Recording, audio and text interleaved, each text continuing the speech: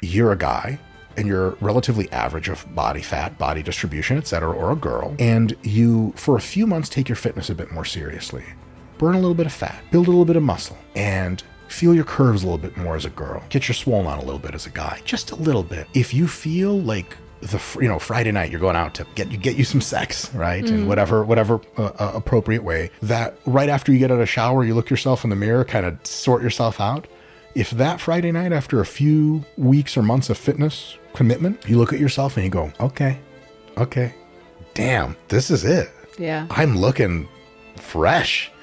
You're every single thing from, I hate to use the term, but seduction or pickup or whatever, however that works, Sure. Attraction. Yeah. Everything from the generation of attraction all the way to the culmination of the sexual episode on both sides, male and female, just goes better. Exclusively on you vibing with your own body better. Now, of course, that body also comes with better physical abilities, better erectile abilities, better flexibility, mobility, endurance.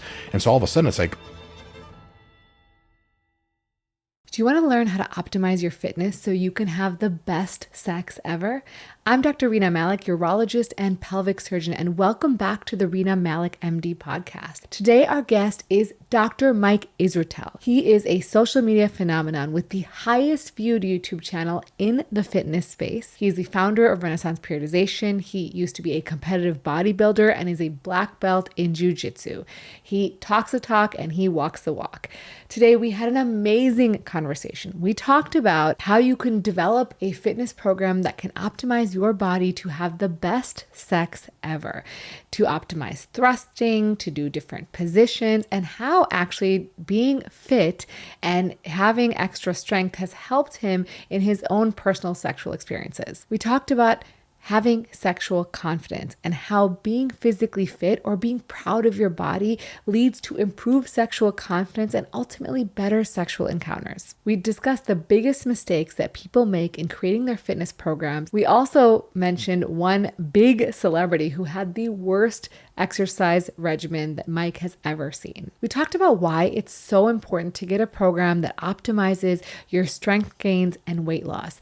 Not only because it's going to be more effective, but it's going to be more effective in a quicker time period. And we also discussed the use of anabolic steroids in the bodybuilding industry. Hope you guys enjoy. All right. Well, thanks so much for coming. thank you for having me. It's so cool to meet you in real life because I've been watching you for a long time, and I just think all your stuff is amazing, and what you do is truly phenomenal, and like it's a gift for the world at this point. Stop. It really is. I mean, like you make so much content that it's no longer a business. It's like a gift. Like you just keep producing content, and it's valuable and educational and super helpful. It's like a gift, when kids get coal instead of regular gifts for Christmas, that kind of gift. But it's made of stuff. No, it's good. It's better than coal. It's a lot better than coal. Oh, stop. Thank you so much. I'm trying. So I want to talk about exercise, obviously, and I want to talk about how it relates to sex span. So sex span is a term that we use that basically describes the time in your life when you can have sex, meaning you are physically able to and you still want to. And that can vary from person to person, right? How does exercise relate to that? I was going to make a joke and say there's another condition for sex span, and other people are willing to have sex with you. That's true. That's part of it, I guess. Although, you can always find someone, I guess. Well, I mean, exercise has multiple ways in which it can, some ways in which it can expand your sex span, in the sense of you can be having the kind of sex you want to be later into your years than you had predicted. But what it can also do is, if you take a look at the concept of sex span as how long you're having sex for, you can also think of that as a horizontal line on the time x-axis. The y-axis, the vertical, could be like, how good is the sex? Mm-hmm. From a variety of perspectives, at least two being, how good is it for you, the exerciser, the beneficiary of fitness? Yes. And how good is it for your sexual partner? You know what I'm saying? I'm trying to judge anybody getting it on with many people. Right. But both can be enhanced substantially. So I think the ability of exercise training and just fitness improvement to enhance the quality of the sex that you could be having, I think is probably even more substantial than the total sex span. Because with enough erectile dysfunction drugs, You could be one day away from the grave and still get it on in some technical sense. Depends, yeah. And as a female, etc. Same kind of idea. But the quality can be a very big thing. So as far as exercise is concerned, I mean, there are at least a few things that it affects positively. Some of them are kind of a bit indirect. The first, most direct one is, are you healthy enough to be having relatively vigorous sex? This is exactly your area of specialty, so I'm not going to tell you what's going on, but I could gander a guess and you'd probably correct me in the right way. But what is considered healthy enough to have sex is like 1 or 2 standard deviations below what is considered healthy enough for like really vigorous exercise. I mean, it's not a big cutoff. Right. But still, many people have to consult with their doctors upon prescription of erectile dysfunction meds.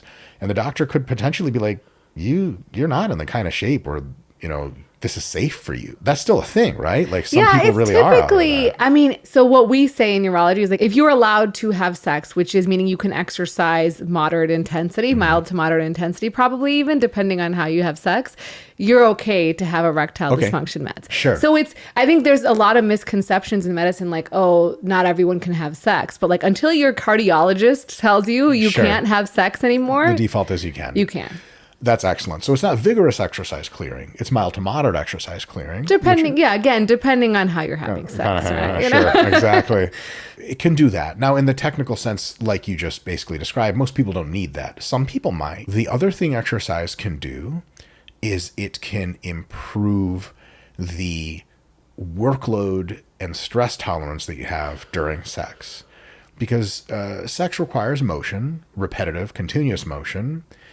And it requires something else. It requires repetitive, continuous motion, and thus potentially can accumulate metabolites, the burn or your nut position. Not all the positions work the same way. And sometimes what's good for him or her could be like substantially difficult for the person to maintain physically. Like, I didn't learn this in yoga class. Well, not only does it require you to continue to exert that effort and bring up a certain amount of workload to the equation, but you also probably are really, really better off if that effort is such a low % of your total ability to move your body, like your maximum ability, so that you can still do one of two things: have fun through that situation, or at the very least, not put off obvious signs that you're struggling and not having a good time. Yeah. Because now I am the opposite of a sex expert, but I've had it a few times myself, I think. Yeah. I'm not sure. And I think you should be sure. Oh boy, call my lawyer. But I think it's one of those things where, especially in positions where the sexual partners are facing each other and can read each other's facial cues, which is like super hot sex, right? Like, so looking at someone's face when the deed is in the act, that's dope. If the person is like, oh yeah, all the connection, all the emotion, amazing. If the person's like, you got like 10 seconds until my calf cramps. Like, oh man. Because, there's a certain degree to which people can rush their orgasms. Like, all right, it's business time. Let's go. But gee whiz, even the assumption that you're in this position of like, okay, Bob's only got 30 seconds in this position. Let's make it happen. That can build a little bit of anxiety. It can build a little pressure. Some situations that's really hot. It works out even better. Many situations, many people that ain't it. Yeah. And I think ideally, from a sexual health perspective, all ideal sex is to be built on a foundation of no time constraints and total comfort. Like, if you have that, like, boy, oh boy, you can build castles in the sky. But if you aren't physically fit enough to ensure that you look like you're having a good time, because you're not, and your partner's like, are you okay? And you're like, to be honest, not really. I can't crouch like this anymore. Yeah, you would benefit from more physical fitness so that you could at least grin and bear it. Because listen, sometimes, I was going to say as a man, but as a woman, I'm sure it goes both ways. There's a bit of chivalry to this. Like, if it is demanded of me to enter into a position in sex which is difficult on my body, but she likes it, your boy's all in. I'm gonna, you feel me? I'm gonna hide all that shit and do what I have to do. And that's cool, because once shit gets off, you feel like, hell yeah, I did that shit, and I was in shape to do that. Right. So that's definitely another concern of fitness and exercise and sex intersection, is being able to do the thing. And then, of course, being able to enjoy it yourself is another huge one, because there may be things you want to do that you're like, I'm not doing that because I'm not of that body shape that would let me do that. And listen, all shapes are beautiful in their own way, but some shapes just allow an adaptability to many different kinds of positions. Like, the Kama Sutra illustrations, I'm just not that skinny. And they're like, do you see the one where they're like seated and facing each other and still doing it? I'm like, yo, I need about 19 more inches. You feel me? My legs don't do that. Yeah. But if you're of a body shape that you find more enjoyable and one that is more pliable, flexible, etc., you can just do more sex. If you have better endurance, you can do more of the kind of sex you want and the partner wants. And that brings me to my last point, which I think is maybe one of the most important things about sex and exercise. I missed a point. This other one is a big deal. The other one is you have to have the blood flow to the areas, etc., in order to have the best time of it. There is definitely a sense in which long-term metabolic health supports long-term peripheral neuronal health. And that means a sensation effect as well. Nipples, clitoris, glands, penis. Like if you have excellent vascular health in your 50s because you've been exercising and eating right, you're going to feel a lot of feels. If you have worse vascular health, please correct me if I'm wrong, but like the sensation might not be what it used to be. Well, you're not going to get an erection as a man. Oh, totally. Well, for sure. For sure. And then as a woman, you won't get the same sense of arousal because your clitoris won't get engorged. Yes. And even if it does get engorged through medical means, maybe like some kind of not in a huge way neural atrophy, but less kind of dendritic sprawl might lead to like, oh, you can get blood in there with 2 Viagras, but it doesn't, the sensations don't feel as good because so establishing exercise and fitness is a way to have a healthy body to experience all that, to perform through all that, and to be healthy enough is what I got through so far. My last one off the top of my head is really, really important. And I don't know who it's important for, more men or women. It might be roughly similar. I'd love your take on this. But occupying a physical body, which isn't perfect. No one's trying to, like, when the machines build our bodies for us with AI, dope, they'll be perfect. There'll be a time for that. But for occupying a body which you are sufficiently comfortable and confident in to really be your full sexual self with the lights on. And some people's body confidence is so low, speaking from my own personal experience, no doubt, in my earlier years, even with the lights off, there's some stuff like, he grabs you there or something and you're like, you don't say anything because you want to throw off the mood, but it doesn't feel right because you're like, you start getting these recursive thoughts like he's saying all the hot, right things about my body, even when he touches the parts I don't love about myself. But is he just really like on his game? Is he faking it? Is he wishing I would look different? That is a spiral downwards into like nobody's having any more fun. Yeah. And so if you use fitness and exercise to, at least on the margins, give yourself a body that you're a little bit more rock solid with, man, you're out there crushing it. And not only can you, I was going to say elicit more sex, potentially, it can be with partners you find more amenable. Because like, we've all been at a point of our lives like, I just need sex, damn it. And who the next person of reproductive age that says yes is that person. Yeah. You could do better than that. And again, the huge one is in the bedroom or whatever, as God made you, do you like what you see? And are you comfortable with people touching you and all your private parts? And if that's the case, boy, oh boy, you're just sexually liberated in a big way. That's huge. I think we know that women certainly have body image issues, particularly after they go through life changes. So like they have a baby, they have body changes, they gain weight. It's inevitable, right? And so they feel not like themselves. And then similarly, I think men do too. It's just not as vocal, right? They have body image issues in the way they look, in their penile size and whatever. And, hey, wait, hold on. And I will say that weight loss actually helps make your penis look bigger. Yeah. The base of the penis gets smaller. The fat deposition is that. Correct. That's how it's it works. The fat on the mons, right? That's right. The fupa, as they say. So that gets a little less, and so you feel like your penis is longer, although it's always been that long. But that's a boost, right? That's a great thing. Huge, and I think for maybe especially women, again, I'm wildly out of my area here, the ability to have a sense of intimacy is rather important during sexual acts. And so if you're so concerned with that your body doesn't look or feel right, that can be a substantial impediment to intimacy. Absolutely. Because I think intimacy has a lot of kind of dominoes that need to fall before you get there. Now, they can all fall in 30 seconds if it's the right person or something. But, many of the dominoes are social in nature. Like, oh, am I giving it up too soon? Is this weird? What else does he want? Is this the right guy? Is this the right girl? But at least some of the dominoes are like, am I in a place where in my body where I'm like good with this? Because like sometimes if you're going through a phase where your body doesn't look quite like you like, I mean, women will turn down sex they otherwise want to have because like this just ain't me. But if you like zap magically put them into the body they had 3 months ago before they gained some weight or whatever, they're like, yes, hell yes. And they just go on I've actually coached a variety of female athletes, and none of this is part of me coaching them. It's just like they're friends and we have really weird conversations. But with males, especially, you see concomitant reductions in sex drive as you get closer to a bodybuilding show. Because your body's at starvation levels of body fat, you forget sex is a thing. Like you look at otherwise very erotically looking people and you're like, oh, they have shapes. You just walk off. But with females, sometimes they like, and it depends on the female, but sometimes they like so much more how they look as they get leaner because that's their preferred aesthetic. They're like ravenous. And you're like, what? You don't have anything left to feed your children with? They're like, that's not what my body says. Whereas when they gain some off-season weight, some of the girls love it. I mean, I think off-season physique girls are like the tip of the spear, but some of them are like, I don't love this look as much. And so they get a reduction in actual like sexual ability to have intimacy and drive and all that. Have you seen that before? That sort of situation? I mean, definitely in terms of, I don't see a lot of women who are at like bodybuilding shape. Let's be realistic. There aren't that many of them around.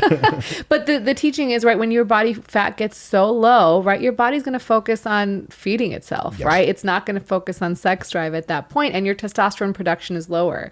And testosterone is important for men and women for sex drive, right? So if essentially you are not making enough testosterone because you don't have enough body fat, then you're going to have a lower sex drive. So I think that is probably primarily due to feeling more self-confident in your body than any hormonal aspect. Yes, of course. And because it's the opposite of what the hormonal axes are doing, it actually underscores how powerful those psychological factors can be. Because like if all the hormones are right, but you don't love where you are in your body, like it doesn't matter. Whereas even if all the hormones aren't raging at the same time, if you really love how you look and it's the right thing, the right time, the right guy, whatever, you're like, hell yeah, let's get it done. So it's so important because I think a lot of times people are looking for a scapegoat for whatever's going on, right? My libido's low, I've gained some weight, whatever. And they think when I optimize my hormones, which absolutely can work for some people, but for some people, that's not the only thing, right? And if you don't fix what's going on up here, you're not going to fix everything else. Oh my God, huge. Yeah. In terms of sex,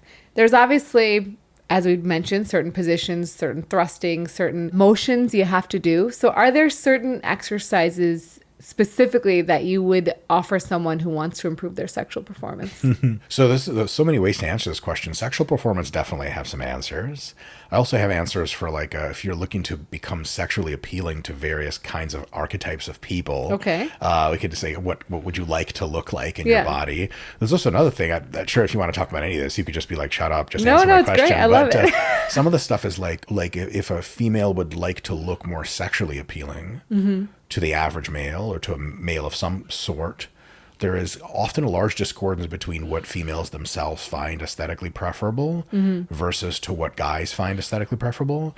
The easiest way to illustrate this is you take a look at the difference in the morphology of high-tier runway models and adult film actresses tailored for male pleasure.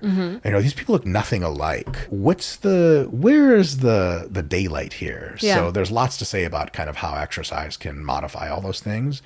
But for sexual performance, I would say that various forms of very deep squats, various forms of deficit deadlifts, which means you pick up the bar from kind of lower than the ground, big range of motion, and various forms, especially of various hip thrusts and glute thrusts, are a very direct way to make sure that your thrusting ability has enough muscle mass behind it, and that, the thrusting itself now has a big range.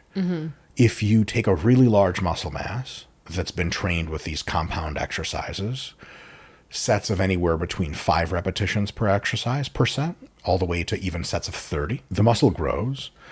And now, if it has to do, let's say where I suppose we're allowed to talk about positions and stuff. Absolutely. This is crazy. I've never been on a podcast. Usually I just have to shut that part of my brain up. It typically doesn't work anyway. It just comes out awkwardly as usual. If you are guy on his knees in bed, girl on her knees, doggy style.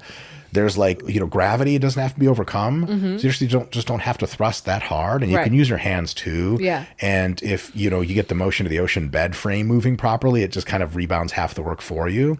So if you exercise doing those exercises often or enough to get the situation improved, that's such a small percentage of your maximum abilities. You can kind of do that indefinitely, and it's just not hard. Yeah. Right. So if you can deadlift as a male, if you can deadlift, 225 pounds for sets of 15 from a deficit, there's not any kind of real world sex that's going to challenge you, because if you pushed as hard as you could, like hurt the woman or something, she'd fly off of you.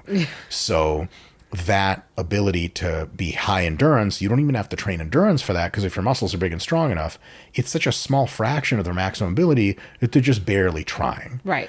And so in addition to that, if you train in those exercises and get those glute muscles especially bigger and stronger, you can be in a situation where if you have to do some very hard thrusting, because let's be honest, sometimes that's what's required, or that's what is preferred. Correct. I like to call it, this is a disgusting term, but like rhinoceros sex. Like it's like a lot of females of reproductive age.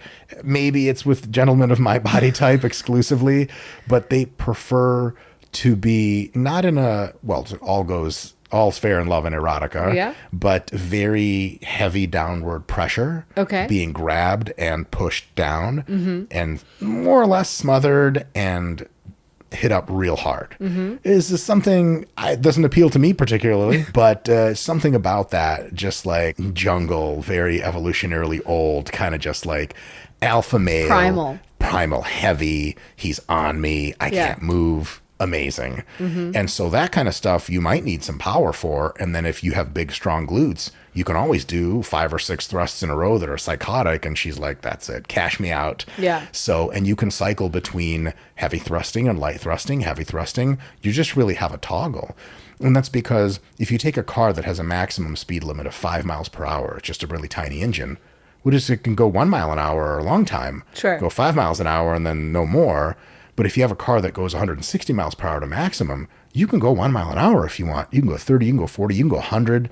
So being really, really strong and more muscular than you would typically expect can give you a huge range in sexual performance. And range is a big deal because not everyone likes the same thing. You got to be ready to do that or do that or do that. Does that part make sense? And variety is so important, right? Super. I think in people who are in long-term relationships, they get stuck doing the same thing over and over again. Sure. And say you're not lifting right now and you start going to the gym, you start lifting, and now you're like, hey, I can try this different thing. And now your partner's really turned on and wants sex more often because you've tried something different. 100%. Yeah. The other thing I would say is there is a good deal of an ability to train the abdominal musculature. Again, probably training it for muscle size and relative strength endurance. So sets of 10, 15, 20, all the way up to 30 in resisted abdominal exercises, various crunches, various sit-ups, machine crunches, etc. You can also do some planks and isometric work, but remember, sex generally isn't isometric, it's dynamic. Yeah. So having a strong abdominal ability, especially both from the perspective of pulling your rib cage down, but also bringing your hips closer to yourself. So like hanging leg raises, straight leg raises, those exercises and having that abdominal ability, the ability to contract your glutes for the thrusting motion, coupled with the abdominal ability to scoop your pelvis up and in. Oh yeah, that's going to get you. And especially if you're man on bottom, woman on top, yeah, you can pin your legs and thrust with your glutes, sure. But also the scoop motion is a big deal then. And sometimes in various situations, you can't really like prop your legs. You have to just do all core. Yeah. And then you don't want to be the guy that's like, hey, listen, We got to move a little. I can't do this anymore, right? So that's a big deal. And I would say another thing is if you train overall body musculature, you're pulling muscles, you're pushing muscles, being able to do, pull downs and rows and push-ups, you can prop your body in a variety of positions that can make it long-term sustainable.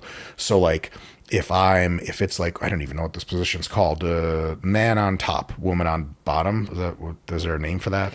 Man on top, woman on bottom. Missionary? It's missionary, right? Is that it? I don't know. Yeah. If you're the guy, if you're not able to prop yourself up on extended arms and keep doing the deed because your upper body's starting to get weak or fatigued, that's a problem. Yeah. But if you're really good at doing push-ups and bench press and stuff, you can prop there kind of indefinitely. And that's really a big deal. So I think overall general whole body fitness has to be mentioned, because I don't want to just say, oh, it's just the glutes and the abs and you're good to go. Yeah. Like if you have whole, strong, endurant body from resistance training for sets of probably 10 to 30 repetitions per set, hard, multiple sets, multiple times a week, you'll start looking the part too, which is cool. Then you really are making sure that whatever limits there are to your sex and ability to have it are purely creative and direct tissue related in nature. Yeah. And your body's good to go for whatever. Yeah. No, I think that's so great. In terms of your personal experience, I mean, you've had a different N of one. N of one. Have you found that your abilities in the gym has translated into more variety, more fun, more excitement in the bedroom? These are intense questions. Are they? I love it. This is intense. Yeah. So there's definitely stuff when you get much stronger that you can do this kind of violates the laws of physics. Do you know what a standing 69 is? I can visualize. Like I pick you up, I flip you over, I curl you to my face. Okay. And you do whatever the hell you want down there, but your boy's up here standing. Standing. Yeah. Like I can do that. Yeah. It's insanely difficult for most people to do because they're like, I'm holding 100 and some odd pound objects, but that's not that heavy if you go heavy enough in the gym. Right. You can do exotic positions. I certainly, because of my muscularity, can't do any kind of bendy stuff. That's completely out of the question. Because of my, so I weigh 225, 230 pounds. I will say that for a variety of females, not everyone's into this. And I'm otherwise grotesquely unattractive. So all the caveats here, I'm not some kind of sex god or something. I barely know my way around. But it seems to be that if you're of a sufficient bulk, size, weight, and you have kind of broad shouldered upper body, I also have the benefit of having a whole body of hair. There's a certain animalistic drive that you can appeal to. Mm-hmm. I think because sexual partners can recognize, both if they've been with you for a long time or if it's a bit of a newer thing, there are a variety of feelings they have in regards to sex. They're maybe a little bit taboo, but definitely a part of the equation. Is if all is consensual, there's nothing wrong with them. I think that a variety of females like to play at the borderland of their feeling of safety. Yeah. I think that if you feel completely 10 trillion% safe with your man, is he really a man? Does he give off man vibes anymore? Sure. But that's a different thing in and of itself. Sure. Now, you're not going to look at a gorilla in the zoo and be like, that's it, I'm submitting my body to him. It's so risque. He'll probably just kill you. I don't think he sees you as a reproductive female. So that's too much. Right. But somewhere where you see a dude and you're like, yeah, he doesn't look safe, but he's kind and he looks at you that special way and you're like, I feel safe, but I don't. Yeah. This is it. This is the thing. And if you have a physical presence and you're jacked, even if you grab consensually, grab a woman by her waist, just a little tight, she's going to feel feelings that are like, oh boy, I'm being held by a man, not a child, not a boy, a man. That does things. Yeah. And so being jacked, not to all women. Some women are if you're a hipster skinny dude, that's it. You're the best. That's which is dope. Good for them, yeah. If I was into dudes, that's kind of dudes I would be into. But if you are a woman who at some time in her monthly cycle, sometime in her life, or sometime always, is finding that she's attracted to bigger, stronger, manlier guys, if you're a guy, becoming more of that archetype leaning in is a big deal. And I also if you are a guy and you can't lean back on the fact that you're physically dominating in a space with another female, sometimes it's tough to find your surfboard of manhood on which to base your confidence, on which to base your sexual moves, because a variety of sexual interactions. You talk about foreplay and stuff like that. Yeah. Dope. Actually just the urology part, in and out. That's all we do. So get this foreplay out of here, you lewd asshole. A lot of foreplay and a lot of the sensual interaction in sex is an ability to convey confidence, not cockiness, not rudeness, but at least on the male side, I'm here fully accepting of who I am. Mm-hmm. I have no discomfort whatsoever with my naked body. Which is this is a gift I've always had, even when I'm not in good shape. If naked videos leaked of me on YouTube, which good luck finding them, but I don't know where they are. I hope nobody sees them. It's awful. But if the videos leaked, they'd be like, oh my God, that's your naked body. I'd be like, yeah, I got nothing to hide. Yeah. But if you can feel that way and also have a sense of when you're seen with incrementally less clothing, that she's going to like what she discovers, it can really be a big deal for manhood confidence, sexual confidence. And that confidence, nice that you have it, guy. Good job. Congratulations. Another male privilege. But also, it really, in many cases, the female feeds off of that. Because if you are with a man who is clearly not confident in his presence, gee whiz, does that dry up a lot of girls, you know? I'm no girl, but that's what I've heard. Like, if a guy comes in and no matter what his vibe is, he's secure in his vibe, man, that's hot. Absolutely. Right? Yeah. And so if he comes in with the physique that says, screams unequivocally, I'm a man, not only does she hear the screams, so to speak, off that physique, but you hear your own, oh shit, here I am, a fucking gorilla. Yeah. And then the vibe is hers and yours at the same time. And she's like, gee, I'm really in this bedroom with like a wild animal, but he's polite and kind and asks me what I like in bed. Pff, that's it. Circle me squared. We're good. Yeah. Whereas if you're a guy and you're like, oh, I don't look so good, I should be exercising. The shirt reveal where the guy's like, he takes his shirt off and the romance novels one was like, oh my God. If your shirt reveal's like, ta-da, and she's like, oh, I thought you were like a fitness person. You're like, I start crying. That's good for no one. So outside of the technical abilities, like pick people up, it's cool to be in a body that's like maybe more masculine than required. Yeah. It's kind of like being in a female body that's, I don't know if you're familiar with the term, it's a erotic term, the bimbo, not in a derogatory term. It's like the extreme version of a 50s pinup girl, like teeny tiny waist, big hips, gigantic titties, big lips, like just hypersexualized female. Like that's the equivalent on the other side. The other side is like bodybuilder dude. When you're like, whoa, that's a lot. That's too much for many people. But at the very least, the closer you get to that, to preference, the more you can be like, hey, I really feel like a sexual person. Right. And that's, I think, important for everyone to go around. And of course, obviously, the last one, the easy one is outside of being able to put your weight down on someone and have them feel a heavy weight. Like, yeah, like, I've squatted like 500 pounds for a set of 10 before. There's not the limit to how, am I allowed to swear? You can swear. Every now and again? Yeah. Okay. Some of this this sounds strange in technical terminology, so let's just put it bluntly. There's a limit to how hard I can fuck you, but your pelvis will break way before that limit. And that's nice to know that if she's like harder, you're like, okay, you better, you better call EMS before you just tire out. You're like, I guess I couldn't do it. But yeah, it's cool to have a body that can like way overqualified to be putting the sex down, basically. Yeah. Because you don't need all this shit for sex. Good God, people would do a third less muscle, but it's nice to have extra. Yeah, absolutely. And I think you bring up a good point about confidence. And I think you can be confident at any size. And I think that's a huge part of what draws people to each other, right? Like you don't have to look like you. You can look like an average guy. You'd be much better off looking like an average guy. And be really confident. And that's going to be a huge turn on. Yes. And I think that's really important to bring out because I think there's a huge component of that's missing in a lot of people who are feeling insecure sexually, and that's not helping, right? I think that's a huge part of it for both men and women. I think it's even a turn off for men to be with a woman who's like, oh, do I look okay? Can you leave the lights off? Like, I don't think that's a turn on for men either. I can tell you categorically it's not. Right. The thing is, like, men are so hyper driven to have the sex. Yeah. That for them, it's like they'll overlook. No problem. No confidence, no problem. But it certainly is a huge difference between, oh, I had sex versus like, dude, that shit was ravenous. I don't even know. Should I call her again now? Like, I miss her already. You girl with some confidence will do that second one for you. A girl with obvious signs of she doesn't want you to look. At some point, like for me personally, I'm not usually able to continue on in sex with someone like that. I want to back it up and just cuddle and talk and just chit Make chat, you feel comfortable. establish some comfort. Not even at that point so that we can have sex, just because like the sex time has passed. If you're not coming to me in a way that you feel like this is the real me, let's have it.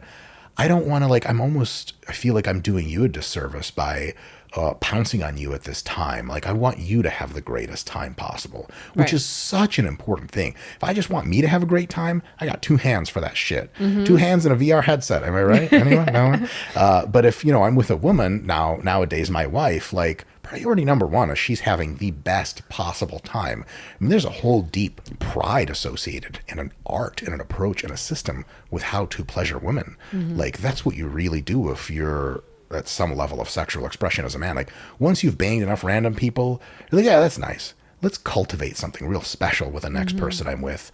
And if they're not like in that place where they can be confident, rule number one is you try to say very kind, gentle things very slowly and have a deep conversation to bring confidence out of them. You can do that in a lot of cases. And then they're like, who gives a shit what I said earlier? Let's do it. Yeah. But sometimes it's just not that time.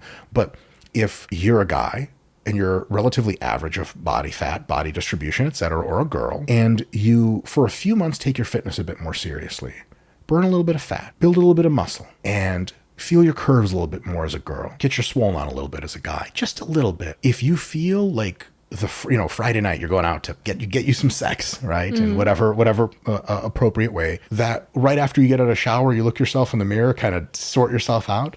If that Friday night, after a few weeks or months of fitness commitment, you look at yourself and you go, okay, damn, this is it. Yeah. I'm looking fresh. You're every single thing from, I hate to use the term, but seduction or pickup or whatever, however that works, Sure. attraction. Yeah. Everything from the generation of attraction all the way to the culmination of the sexual episode on both sides, male and female, just goes better. Exclusively on you vibing with your own body better. Now, of course, that body also comes with better physical abilities, better erectile abilities, better flexibility, mobility, endurance. And so all of a sudden it's like, gee whiz, if sex is kind of important to me, the physique matters. And it doesn't matter. I really don't want, because like a lot of folks will see this podcast and they'll look at my weird shaped head and my muscles and all. They'll be like, okay, this idiot thinks we all need to be professional bodybuilders to have sex. Got it. Weirdo. I'm not even into that sort of thing. I'm not saying that at all. I'm way on the other end of like, I remember like, I'm 5'6". And I had close female friends tell me that once I got heavier than 180 pounds, like anything more is just exotic and no longer as attractive as I was at 180. And I totally feel that. I don't give a shit. I just want to be jacked. Right. But so what I'm saying is you don't have to be a jacked rhinoceros picking up standing 69 people, but just a little bit more fit than you're used to is an interesting thing to play with. Because if you get a little bit more fit and your sex goes through the roof, you're going to be like, I wonder if I get a little bit more fit still, would something happen? And a lot of times you get a little bit more fit and you're like, nah, it's just linear now, no big deal, it's not worth it. But a lot of the times people are having a certain kind of sex or able to attract certain kinds of sexual partners or able to exude a certain amount of confidence that they assume is just like a baseline that just never changes. I must say, and I want to keep this as politically correct as possible because I mean it in the best possible way, especially for females, what months and months and years of a fitness commitment that radically transformed the female physique can do for her confidence and definitely for her ability to attract a broader range of sexual partners is massive. Because I'm being a little comedic and sarcastic when I say the following, but most guys are real fucking simple. When it comes to dating, Yeah. when it comes to relationships of depth, guys are complex, guys are nuanced. It's not the same game.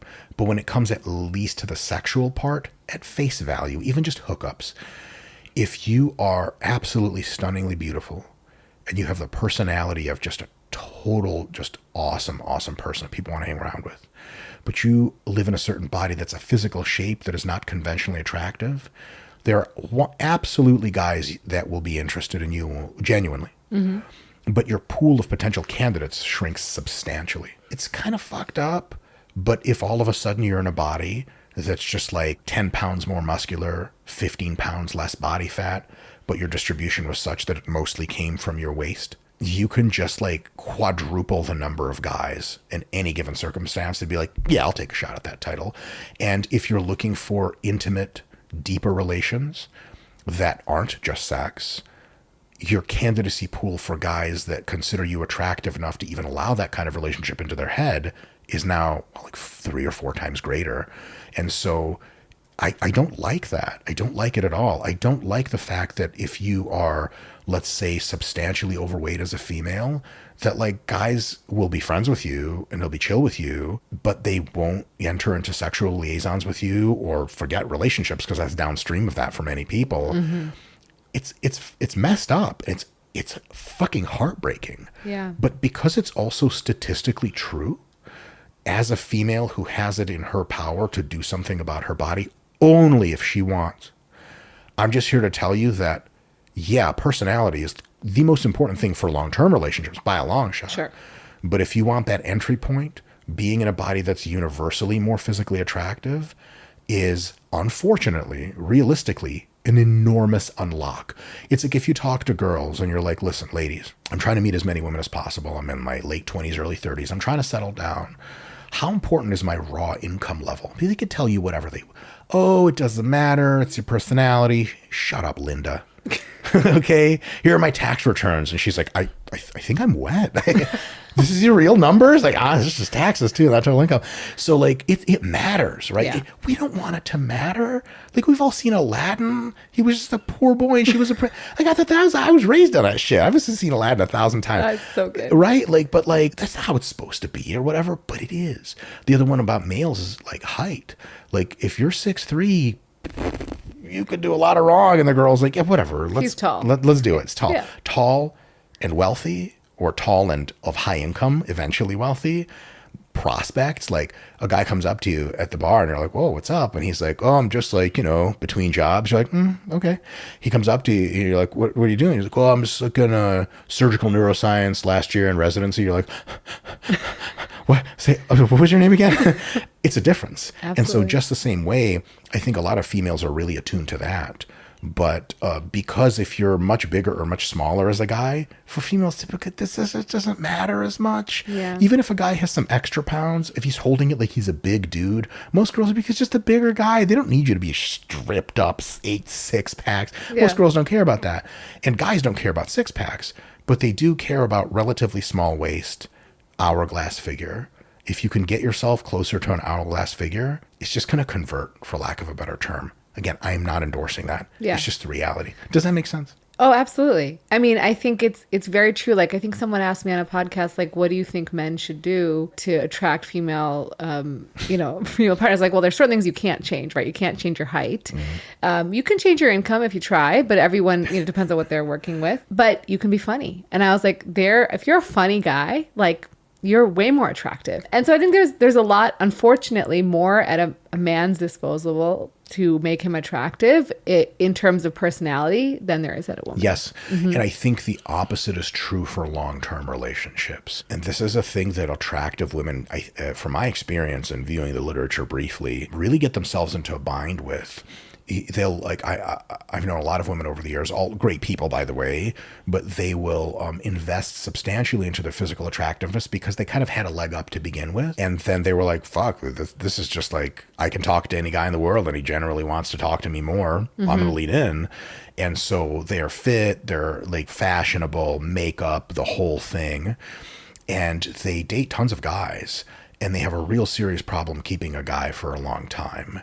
And they've never really thought about the fact that while attractiveness physically is the universal entry point for relationships with men, it only gets you past into the foyer. Yeah. And after that, you're just like, so what are you up to? And he's like, banging you is fun.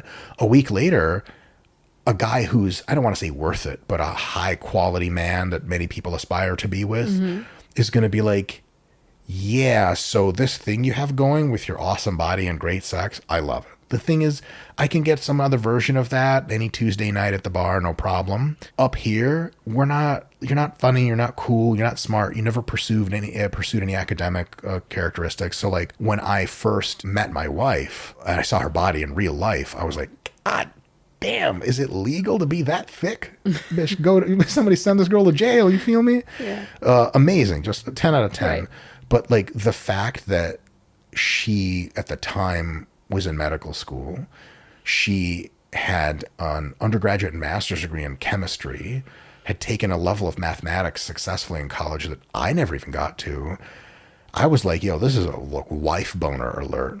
Like, I wasn't thinking about like, oh, well, this will be fun for sex. But then, and then I found out over time, not that long of a time, that she was super cool and like hilarious. I was like, that's it, wife, this bitch is in. And that was that. Like, it was just not that complicated. But I married my wife exclusively for non-sexual, non-body qualities. And I tell her that all the time. If she decides to blow up 300 pounds, yo, like, I don't give a shit. Sex is not that big of a part of my life.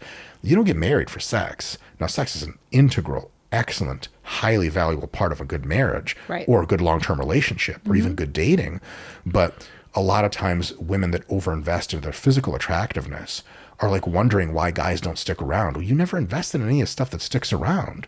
So that while the guy that maybe isn't the wealthiest, isn't the tallest, isn't the most handsome, isn't the best shape, once you date him for a few dates to where you realize he's like really funny and really cool, girl, you ain't leaving.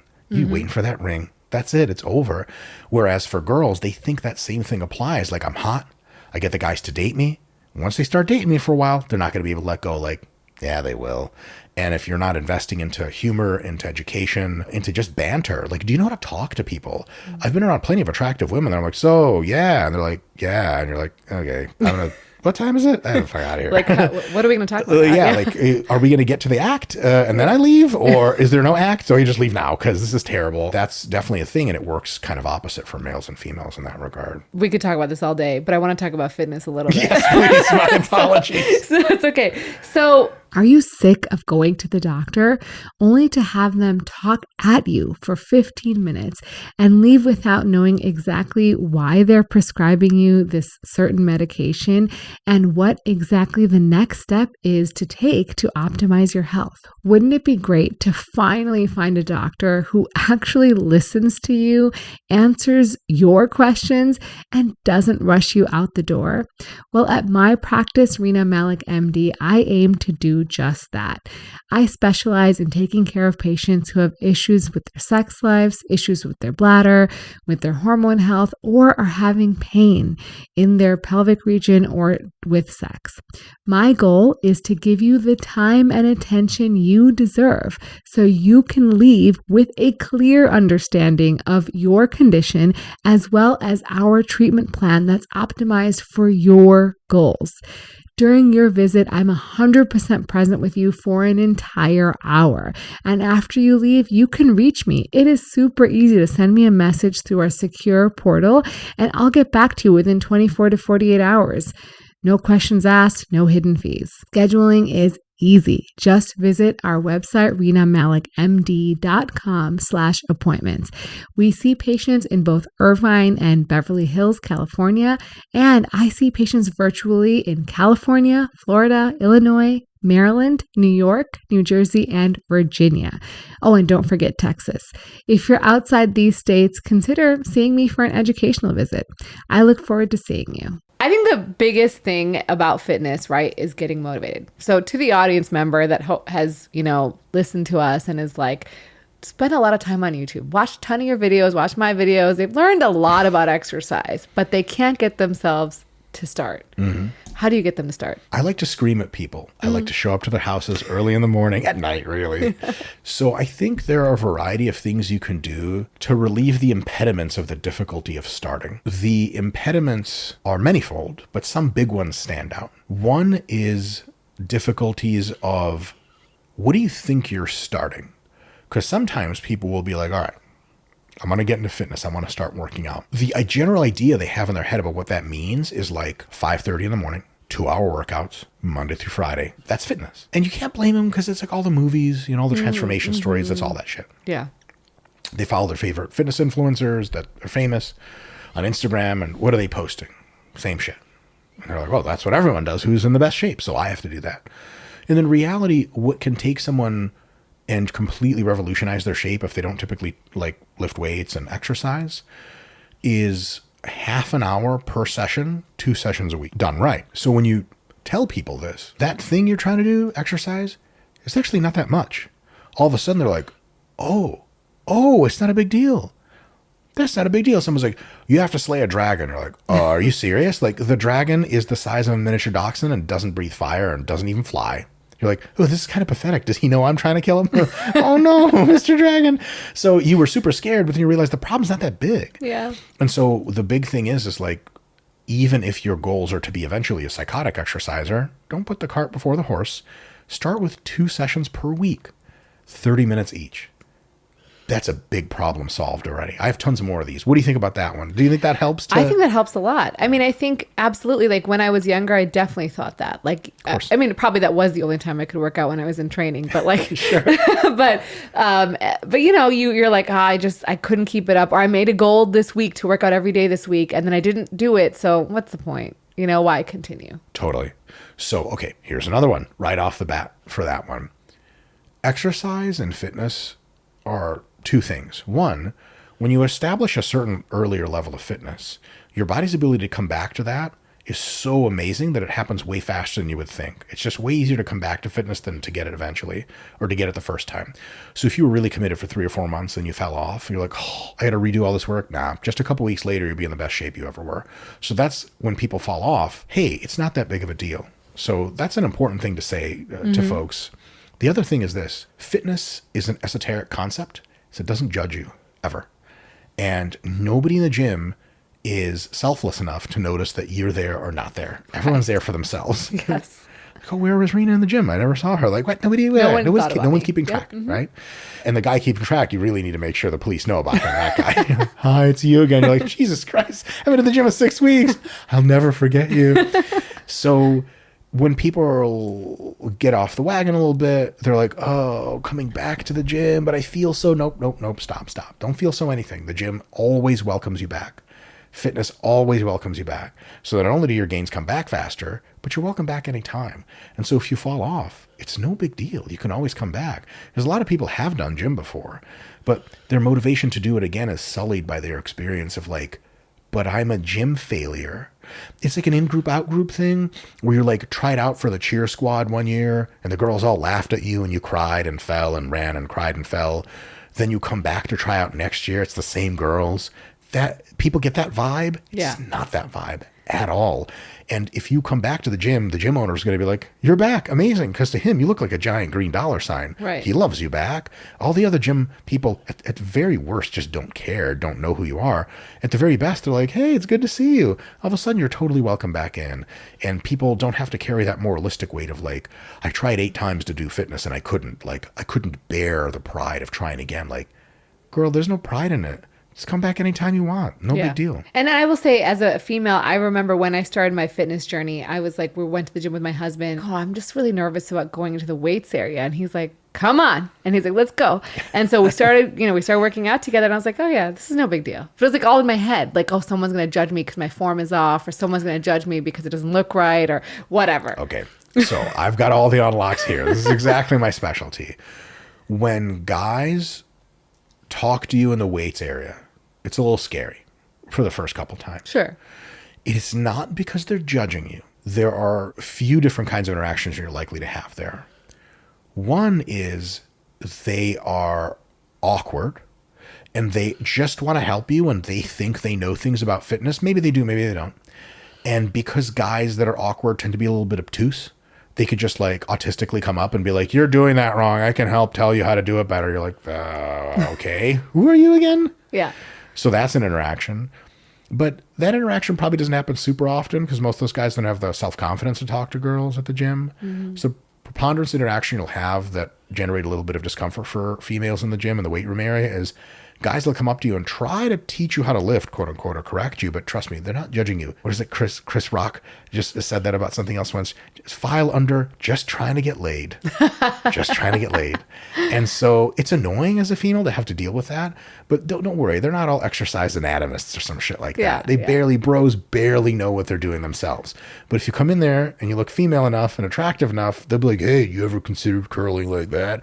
And what they really want you to say back, and ideally, is like, oh my God, you're so strong. Can I curl like you? And you touch their muscles and then later blowjob in the bathroom. That's where that all leads them. That's all nonsense. Right. But if you're a woman and you know that, you also know that, okay, so no one really gives a crap about my technique. Yeah. There's not like a Mean Girls attitude where it's all girls in the gym and they're all muscular. Like, really? You're going to do that? Get out of our weight room.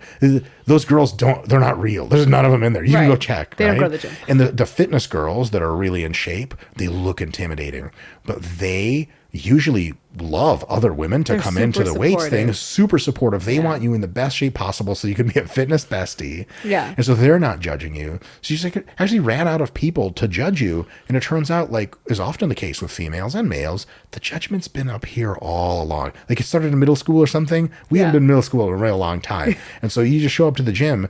Yeah, it's scary and people look like they're judging you. They're not. Like 1 out of every 100 people is an insane asshole, and he is judging you. But don't worry, he judges himself, or she judges herself way worse and cries themselves to sleep at night. Right. That's pretty much the case with any bully, right? Or any like weird person. They're just like, they have their own issues. It's a them problem. Yeah, it's a them problem. You said the right way, doing that 30 minutes the right way. So what is the right way? My way. You got to download the RP hypertrophy app, or I don't know. I suck at marketing. So the right way to save time but still get a lot of benefit is to take mostly exercises that train large parts of your body at the same time, compound movements. If you do like an underhand pull down, if you do like a chest press machine, you have hit like 3 muscles at the same time, back and biceps and shoulders and triceps and chest and all that stuff. And if you take those movements that don't have muscles that are related, so for example, you have a rowing machine pulling in like this. It trains muscles of your back, it trains the back of your delt, and it trains what are called the forearm flexors, biceps, etc. And then you get onto a pushing machine, like a close grip bench machine, that trains your triceps, your front delts, and your chest. 0 of the same muscles functionally. Mm-hmm. So that when you do the row, your pulling muscles tire out. As soon as you're done rowing, within 5 or 10 seconds, you're on the pushing machine pushing. Those pushing muscles are getting taxed and tired, but the pulling muscles are actually starting to recover a little bit during that time. Mm-hmm. Then as soon as you're done pushing, 5 or 10 seconds later, you're back on the row. So you alternate what's called a superset, pushing and pulling for 4 or 5 sets each. 10 to 25 reps per set, roughly. Mm-hmm. It gasses you out like crazy cardio. You're sweating bullets, you're burning tons of calories, and you're building up a ton of workload to both groups of muscles. And it's a ton of muscles, so you're checkboxing tons of muscles all at the same time, as opposed to going into the gym and doing like 1 arm at a time curls and then resting 3 minutes between sets. Oh, that'll do good, but you have to be in the gym for like 8 hours to get that to be a thing. Yeah. It's like pro bodybuilders, the judges told them like your right bicep's a little smaller than your left. You'll see them doing 1 bicep at a time and resting for a long time, then really trying harder than resting. They have all the time in the world. That's their job. Right. But if you are otherwise occupied and you need a maximally efficient routine, twice a week, 30 minutes at a time, using mostly compound exercises, large muscle mass, you could do some isolation stuff like a bicep curl with a tricep push down combo, but that combo is critical. Unrelated muscles combined with one another. Another example is like do some push-ups and then do some squats. Do some push-ups, do some squats, not really any overlapping muscles. That while one group of muscles is resting, the other is working, and so on and so forth. You take the rest times between sets and you contract them to almost nothing. And then you get your next exercise pairing, and you're like trying to look at your app on your phone to see what you got. And you got a towel trying to make sure the sweat's not in the eyes and on the app, and your phone's short circuiting. And you're like, okay, I got dumbbell press and upright row next. Okay, you find your station, you do the thing. So like to you, the gym becomes all out chaotic warfare for 30 minutes. You leave the gym, people are like, I think she just trained harder than anyone's ever trained ever or something. They definitely at this gym. Everyone else around you while you're training kind of feels guilty that they're not working enough. Some guy was going to rest 3 minutes. He saw you training. He's like, all right, 2.5 minutes is enough. I got to get back into this. But you're really maximizing your time. And the really good thing about this is because it stresses your cardiovascular system so much, it's also great cardio work. It's great for overall general health, and for the sexual stuff, you'll get the blood moving big time. Mm-hmm. If you can survive 30 minutes of intense sets of 15 to 20 reps, very close to failure, multiple sets for the whole body, yeah, sex is just not that hard. Because I don't know about you, I've never had sex that intense. Yeah. No, but that's. I mean, I'm scared like of the intensity you're describing, but yeah. It sounds like very efficient. Yes, and it's super efficient. And here's the other thing: beginners to exercise benefit from teeny tiny doses of exercise. So if you go into the gym for the first time ever and you're like, dude, I don't want, what did he say? Chaotic war for 30 minutes? That ain't me. Do a set that challenges you. Do another set of an exercise that's the opposing muscle groups, and then move on to another pairing. Do 3 pairings and leave. 15 minutes later. Next time you come to the gym, just do the same thing. And you're like, wow, this is kind of easy. Next time, do a little bit more. Add a set to each exercise. You can scale it for months and months and months till you get to your kind of like working amount. It takes a while for you to be good at exercise. One of the phenomenally, in retrospect, hilarious but understandable things about people who are scared to be in the gym is they're like, I don't want to like do stuff wrong. Like, are you typically the best at doing stuff when you just first started? Imagine you like took German in high school for 2 years and you finally landed on a German vacation. Like, I sure hope I don't mess this up. Like, stop, you're gonna mess it up. Right. It's okay. We're all learning in the gym. Like, there's videos of me doing exercises I swore were great 2 years ago. That now I'm like, I have like 3 better exercises than that. That guy's an idiot. So we're all learning. It's not a big deal. And it's okay to start out with very small weights, very small numbers of sets, very small time commitments, and slowly, as you feel your swag building a little bit, you can expand into the space. Absolutely. It's same thing with sex. I think people think that they just have to be really good at it for the first time. And I'm like, no, you don't know what you're doing. Like For the first time, geez, I'm surely uphill. you don't know what you're doing, and you just got to have more of it to figure out and get good at it. Right? Yeah. Oh, okay, this is quite lewd, but I was going to say, like, the hilarious thing is, in retrospect, who's got to put this in the proper context of appropriately aged people, adults, awkward first times are like warm knife through butter hot. Like, God damn, that shit is awesome. You can never replicate that either. Nope. You can't fake sexual awkwardness. You ever see the movie Twins with Arnold Schwarzenegger and Danny DeVito? I never saw it. It's a great film. I'll have to watch maybe. it. Arnold was playing, he's Arnold, right? Yeah. And like he was prime the Arnold. governor. 100%, exactly. Of course. Oh, that's right. I'm California. He played a person who he was like a 35-year-old virgin. Mm-hmm. That was his character. And he was like, on an interview, he was like, I started having adult interactions in my mid-teens. And I was never lacking for that attention, probably by miles. And he's like, playing a person who was totally innocent to sex was the hardest acting I had ever had to do in my entire life. He's like, awkward around girls? What the hell? You like remember parts of you that died when you were 12? So crazy. It's funny that people put all that expectation on that. I better be good at this the first time. Like, no. It's built into the first time that no one's good at it. And that's part of the fun. Yeah, absolutely. You have critiqued a lot of workout programs. What's been the worst?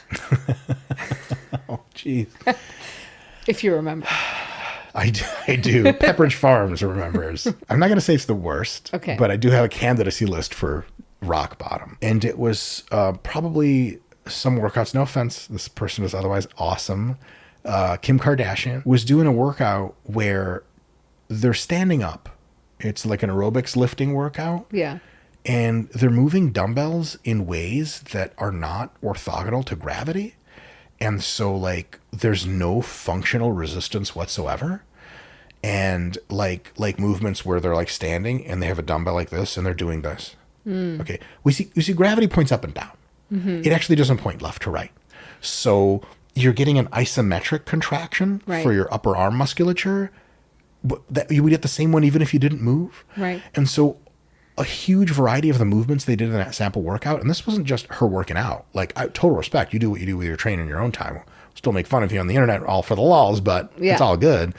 This was a workout tape that they were recording, a workout DVD that they were recording for other people. Huh. And it was like, most of these movements are not loading the musculature they're supposed to be loading in a challenging way. It's tantamount to like signing up for driving classes of how to drive a race car, and the instructor has you do loop-de-loops in a tricycle, and you're like, but is there a point at which he's like, nope, it's tricycle course. You're like, I signed up for the wrong course.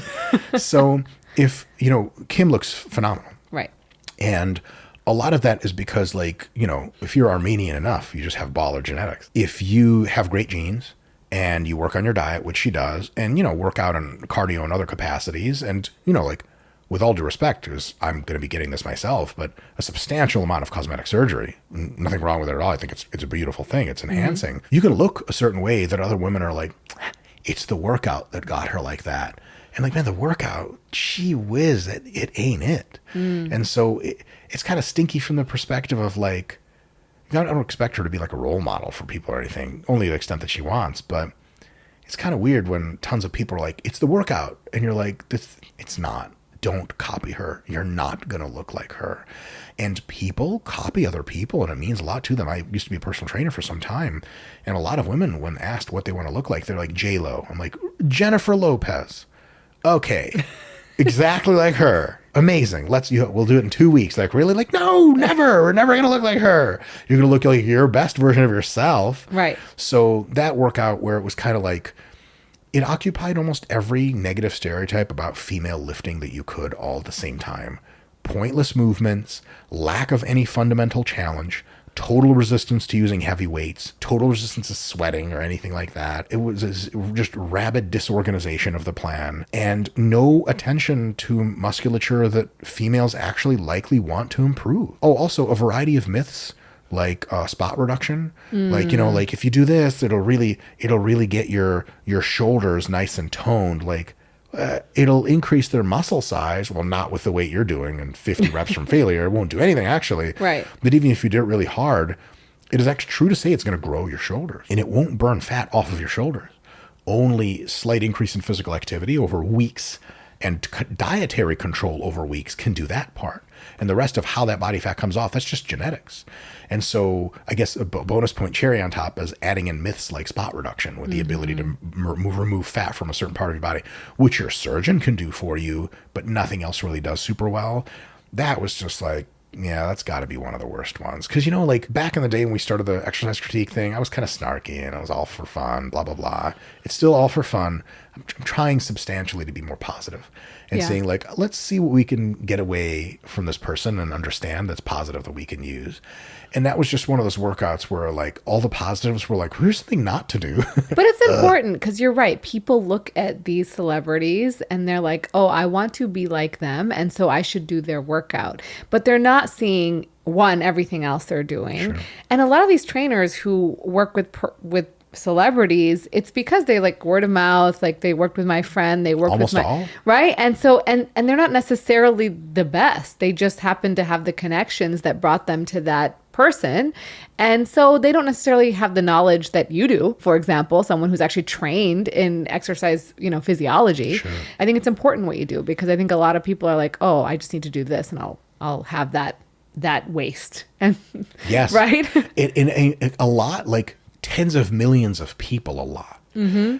And for those people who have gotten over that time in their life where they assumed that just doing what celebrities will do is going to make you look like them, I'm sure they're eye rolling right now, as well they should be.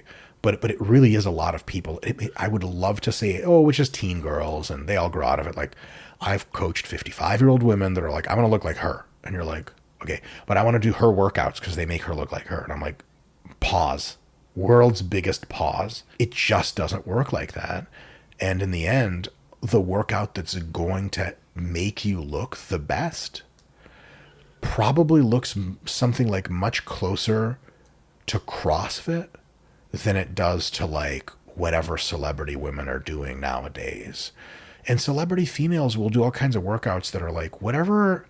I mean, you live in the LA metropolitan area. Some of the fitness trends out of LA gyms are just like, what do rich white people just get with a bored lot of time? What's the next bullshit we're going to get into, white people? Show us. No offense. White people are great at taking a joke. So it's just like, really? Like, no offense, I'm sure this is a great way to get fit, but they had one a few years ago where it was like a drum circle one where you like the drumsticks were sort of heavy and you would drum and everyone would drum. And I was like, oh, can you, if you like showed Chat GPT, like, okay, here's a video. Where did this happen? It'd be like Santa Monica, right? You'd be like, yes. How did it know? Zero geolocation. Yeah. It knows. Beverly Hills. Yeah. 100%. And so a lot of times what you see celebrities doing are just whatever celebrity fad that was in then. And a great person to talk about this too is Ethan Suplee. Do you know who that is? Mm-mm. He's an actor. He's been in tons of movies. He was like he was in like Mallrats and stuff like that. And he was very, very overweight for a long time and eventually lost weight. But grew up in Hollywood, literally, and he's a lifetime actor. And he's in his 50s now. And he's like, he did every single Hollywood diet fad and workout fad there ever was. He's like a walking encyclopedia, and he could tell you exactly how and why they don't work all that well. So, when you're looking at it, it's so easy. People do this with athletes all the time too.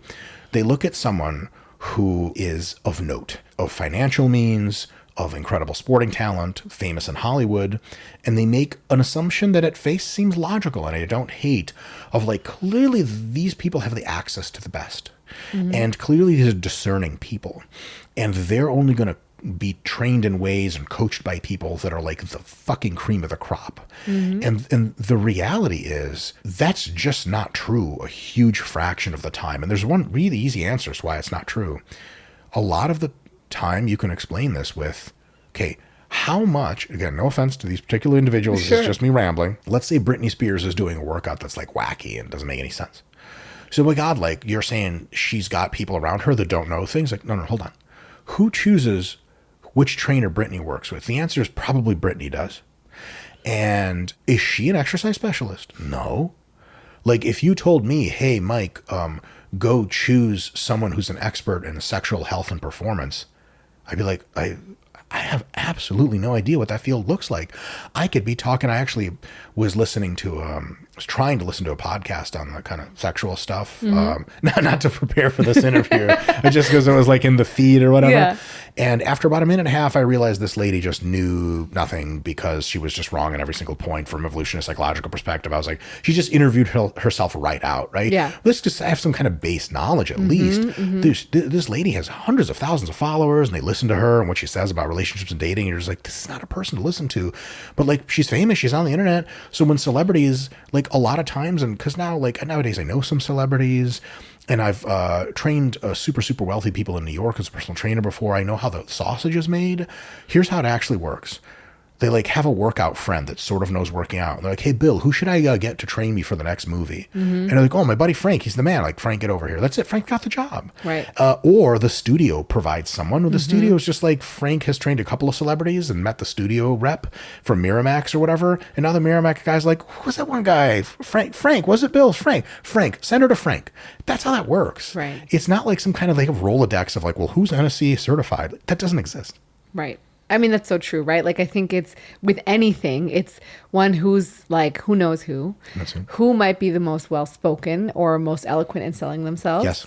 And who is like, I got the secret sauce. Like they're not telling you, but I got the workout that no one else is telling you, right? It's the same thing for medicine. I got the thing that the doctors aren't telling you, right? It's the exact same thing. And people are like, oh, you're a godsend. You're amazing. And people are awesome in the sense that once you show them some results and you're kind to them and you at least seem genuine. And one of these that you did touch on was like, you're cool. Yeah. Hanging out with my trainer is cool. Once you kind of ingrain yourself into people like that, a lot of people are loyal, which is an awesome quality. Mm-hmm. Slightly misapplied in some cases. Where like, imagine saying like, imagine you're in a car market and you've always had a certain type of car, but that kind of car, like there's just better cars now. Like, nope, I'm a XYZ car. I'm a Toyota man myself. Mm-hmm, like, yeah, but this year's Honda's just better at everything you want. Like, nope. Toyotas all the way. Like, that's cool, right? But also, like, you're missing out. And so some people, they'll tell you, like, Bill's my trainer, he's the best. They don't mean that in any literal sense that they can understand or articulate. They mean that in Bill's my man. He's my buddy, and he's got me some results, and I trust him for no other reason than, like, we've been together for 3 years. He's been training me. And we're friends. And he's cool. Yeah, we're good. And I feel like when I talk to him, he gives me the real deal. I have no ability to parse whether or not it's the real deal. It's way outside my expert area. Like my brother-in-law is actually a really dope computer security expert. Whatever the hell he tells me about computer security is what I believe. Right. I have no idea if he's right or wrong. Now, I know he's the man, but like, I know he's the man because he has technical degrees and he works in a high level in his field and all this other stuff. But if he was just my brother-in-law, I really didn't look into it. Of course, I'd still think he was the man. And so a lot of times when celebrities are like, this is the guy you want, like, trust me, there is not much under the surface. And here's the thing, that person could be awesome. Mm-hmm. And a lot of times they are. Yeah. So I'm not here to say celebrity trainers are awful people. a bunch of times they're the best person for the job. Right. But like maybe about half the time, they're like just a guy that one person's friend knew from high school.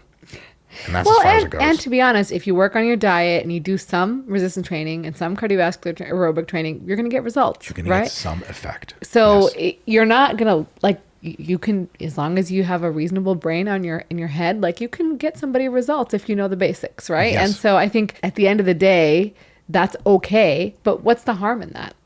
What do you think the harm is? The harm in that is similar to the harm of telling people that once you were diagnosed with cancer, the doctors told you had 6 months to live, and then through herbal remedies, the cancer went into total remission, and you never even did chemo, and chemo's bullshit. It just poisons and kills people. I'm here 18 years later to tell you that chemo is a sham. It turns out the body has its own recovery mechanisms from all kinds of stuff, cancer included, and sometimes, you know this as a doctor, cancer just goes away, and everyone's like, I guess your body did that thing. And we have no idea why. No idea why. And also, like, I do find it comical when people say doctors told me at XYZ months to live. Like, I know enough medicine to know doctors almost never speak in terms like that. Like, oh, when do you do your taxes next? Yeah, I'd get them done before February. Like, they don't say stuff like that. Well, the situation looks pretty dire. Typically, patients in this case. This is the data we have. That will, here's the range of expected outcomes.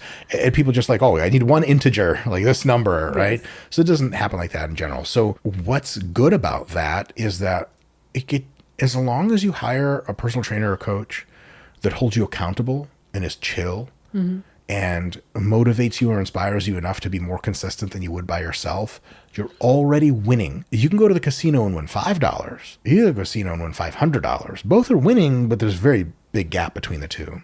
So what you're missing out on, what the downside is, you could be having categorically better results, faster, safer. And you aren't. What you're missing out on that's unseen, because it's not a distinct cost. Like, people are very attuned to distinct downsides. If the next presidential candidate comes out and his platform ends up taking the average American's income and dunking it by 25%, boy, oh boy, impeachment hearings are coming. But if a president under a different set of economic policies could have seen everyone's incomes rise by 10% per year over 4 years, but he didn't do so great and it rose by 5%. You could go back and say a story of like, dude, are you kidding me? We got 20% richer over 4 years. Shut up. Yeah. We could have been 40. That part's tough to see. So when people are getting great results from their whatever trainer, what they're missing out on is they could have had results that were completely an elevated, just magnitude better with someone that was better. And dare I say that how you look and how you feel and how you perform sexually in your body are like really important to people, especially if they're willing to try for a long time and really pour in time and effort. And let's be completely honest here, like, exercising fucking hurts. It sucks in some big way. It's beautiful and awesome in another way, but like, it's brutal. Is you got to put yourself through all that brutality and then later find out like, yeah, your trainer did your diet wrong. You could have lost like 10 more pounds. You're like, seriously? Or you could have gotten there faster. Like you're on a cruise with friends and you had a little transformation. And another girlfriend from your friend group from college shows up. She had an even better transformation. And you're not the jealous type. But you're like, so what have you been doing? And she like goes through this whole scientific principle shit that stuff your trainer said doesn't work. And you're like, son of a bitch. Right. I could have been her. Why? It's another quick analogy is like you got an amazing car. It's in the front of your house. You're like, look at this thing, 2026 model year, it's silver. And they're like, oh, that's the Lexus GS, whatever the hell. You're like, hell yeah, it is. Like 65,000. You're like, 95,000. They're like, I got mine for 65. And you're like, what?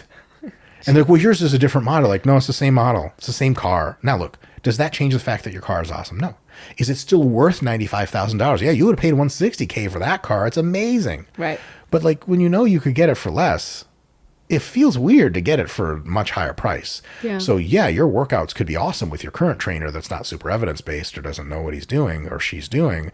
But if you get your workouts dialed into science, you could just be having amazing workouts. And because you know your trainer is evidence-based in the proper way, you also know they're staying ahead of best practices and modifying your workouts to make sure that you're always getting the best. It's like going to a doctor in, urology or plastics or whatever. Like, because they're board certified and because they continue to practice, you assume that they're continuing to use modern best practice, at least roughly. And when you find out that's not the case, you're like, there's this whole other method for doing this procedure that we could have done. They're like, oh yeah, but I don't do that. And you're like, God damn it. Yeah. So, like, it's a FOMO almost. Quick break from this episode to let you know I am so grateful that you're spending part of your day with me. I started creating content online to empower people to learn more about their bodies without needing to go see a doctor, pay a copay, wait in a waiting room, or find parking. And it has been one of the most rewarding experiences of my life. If you want to help support our mission of providing free education, please consider joining our premium membership. There you will have access to ad-free episodes, which are released early, as well as free transcripts and the opportunity to ask me anything. And these questions are answered in our monthly AMA episodes. Support the show and join today at renamalik.supercast.com. Can't wait to see you there. Absolutely. And I think, so that was actually a question I had for you is like, science-based exercise science, right? Or science-based exercise. What are like things that people often do where if they fix this like minor thing, they would see major results? Is there like something very specific like that? Like where you're like, oh, you're not getting your full range of motion, or you need to spend X amount of seconds in your eccentric contraction. Sure. Like what are the things that you think really help? Tons. A few big ones. Getting into a deeply uncomfortable stretch position for the muscle. So if you're doing dumbbell bench, not just going to here, but going all the way down to where your pecs are like, oh, geez, that's where a lot of the growth happens. That's a big one. Another one is taking every single one of your working sets, like a set of 10 you rack, very close to muscular failure. So if I see you at the gym and you're benching and doing this, rack, wait, I'm like, how many reps did you have in there until you couldn't do it? You're like, oh, I don't know. I have no idea. 50? Like 50, a million, infinity, functionally infinity, which you can't even estimate. Most of your sets after your warm up, the last rep should be like, and then you rack. Now you're working hard. You stack together multiple sets like that, going through a deep range of motion, you're getting results. Another one is how many sets you're doing total per muscle group in the gym. Mm-hmm. Some females will be like, I want to grow my glutes. Like I want that shelf. Mm-hmm. And they like do 3 sets of lunges and they're like, okay, that's it. What's next? We got shoulders. Your body can recover if you work up to it from 5 to 10 working sets for a single muscle group 3 or 4 times per week. So not only can you do 5 to 10 sets per muscle group, maybe with 2 or 3 exercises, but also part 4 is you can train more often than you think. So if you think like, oh, like I need to hit my glutes once a week, my shoulders once, nope. And females recover faster than males. Mm-hmm. So if you're no longer tired in the muscle feels normal, it's no longer palpably sore, you can go again. And that might be the next day or 2 days later. So if you really want to work on your glutes and your shoulders, you can train them Monday, Wednesday, Friday, train them through a full range of motion, deep stretch, train them very close to failure on the working sets, do 5, 6, 7, 8 working sets per muscle per session, hard, do 3 sessions a week. And the last one, not really a surprise or a quick unlock, but consistency. And that doesn't mean you don't take a few weeks off here and there of just doing nothing. That's good for the body. It's good for the mind. Every year, a few weeks of just fuck you. I'm in Aruba. Where? Don't worry about it. You can't reach me. I'm not even at a hotel. I'm just lost. Right. That's awesome. But if you can string together 2 to 3 month phases of you're hitting the gym more of the days that you plan to than not, you're going to see results because you can do all the things right and have an amazing workout. But an amazing workout is, to use a sexual analogy, is like an awesome thrust. Can you imagine you're the dude, you're on top of the girl, you're like, ugh, and she's like, oh, and you're like, what'd you think about that? She's like, I'd honestly like to see about 1,500 more of those. Chop, chop. One's not going to cut. One's a good start, but come on. Right. And so people will be like, oh man, I had a great week of working out. I hear that, and a part of me is like, that is awesome. Go. But a part of me is like, so what? Yeah. Gotta keep going. I'm not trying to be cynical, but like my better angels of my nature are like, that's great. Let's see week 2. Because if you stack 8 weeks of all the tips I just gave, you are going to look and feel and perform differently. But if you mess up a bunch of those, you get this sad situation that we were sort of talking about earlier, which is like, oh, you work out on paper. But you tell people you work out, they do one of these, you're like, I work out. And they're like, oh. Like, what the hell did you look me up and down for? Yeah. You're like, ideally, you want to get to the point where you don't have to tell people you work out. They're like, what's your workout? And you're like, oh, well, how did you know? They're like, shut up, stop, tell me your workout. So. Yeah. You mentioned glutes. So what are the best exercises to grow your glutes? Finally, this is a personal question. This is going to be on the YouTube watch time. It's going to be, this is the spike for the podcast. So the glutes are trainable through a bunch of different movements. And so my big thing is, don't restrict yourself to just one best thing. Mm-hmm. It's like being on like a really fancy cruise ship and seeing an amazing dessert buffet. And you're like, come here, worker. What's the best dessert? He's going to be like, what? There's like dozens of them. They're all amazing. So glute exercises such as deficit deadlifts are amazing. Basically picking up a bar from the ground, but from below the floor. So the plates are smaller, or your stand-up platform puts the glutes into a crazy stretch. Is heavily loadable, is awesome. You can do wide stance and even normal stance squatting. That's really great. You can do any kind of loaded hip thrusts. However, don't just go in the gym, lay down on the mats with your hands down and just hip thrust like this until you're blue in the face. And not even blue in the face because you never even got close to failure. Set up a bench or get to the machine, put some weight on those hips and hip thrust through a full range of motion and then eccentrically control on the way back down. Hard sets of 15, 20 reps. That's going to be brutal. So like all of these exercises I'm suggesting, these are not go through the motion exercises. The last category of exercises, two more. One is kickbacks. They're decent. You can do them with a cable. You can do them with a kickback machine. The more you stretch up at the top, the better. They're cool. They're not as effective as the others. The raw stimulus magnitude just isn't as great, but they're effective, especially peppered in with, like Monday and Wednesday, you did deadlifts and super crazy amount of squats. Friday, you might be just toasted. So like maybe some isolation work is good. And then lastly, what I consider probably on average the tip of the spear, the most efficient and effective glute exercise is any variety of lunge, but specifically front foot elevated lunges. These can be done on a Smith machine. So you get a little platform that's like 2 or 3 inches above the ground. You put it up front. You put your front foot on it. You take your back foot and you just barely push off with it at all for stability. You grab the Smith machine bar, load some weight on there after warming up. You go all the way down slow and controlled until your knee touches the ground gently.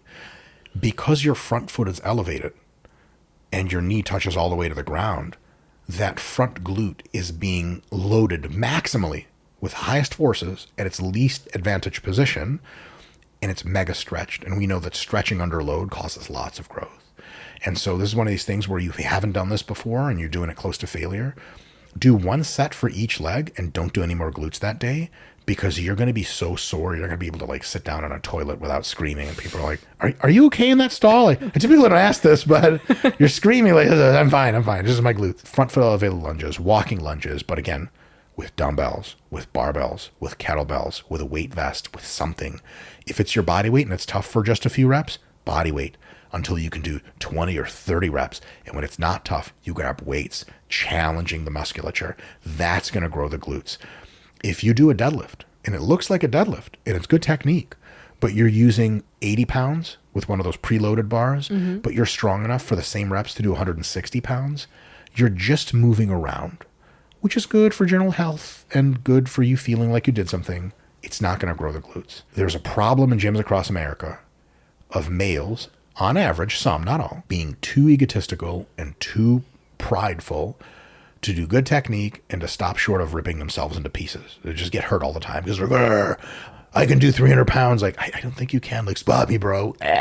That's guys. The extremes on females, not all females, but some, is they're very good technique, good consistency, just aren't grinding it and throwing themselves into challenge enough, which means either not heavy enough or not close enough to failure, or when you fix one or the two of those, both get fixed because you're like, I'm not getting close to failure. I'm not training heavy enough. If I just did the same reps, but I trained much heavier, I would fix both of those. If you're female and you want to have better results and bigger glutes, ask yourself all those questions of, are you doing the simple things to elevate your plan that we talked about earlier? Are you using those core exercises of deadlifts and also hip hinges of a variety of modalities? Good mornings are great. Stiff-legged deadlifts are great. Now, they hit your hamstrings too, but also hamstrings, at least aesthetically. You put on a pair of tight jeans and you have a nice glutes, like it looks great. You have nice hamstrings and glutes. It somehow synergistically makes you look just totally obscene, like in the best way possible. Yeah. So consider those kinds of exercises. And when you're doing them, start slow. Good technique at all times. Control the motion on the way down. Pause and come up. But over time, once you're warmed up and after a few weeks of getting to know the exercises, start turning that dial on how uncomfortable you can become with good technique in those exercises. I set a goal to do 10 reps, but I hit 9 and I can still keep going. Go, go, go. You're at 14 and your legs are shaking. Okay, now you can stop. You're going to feel it the next day.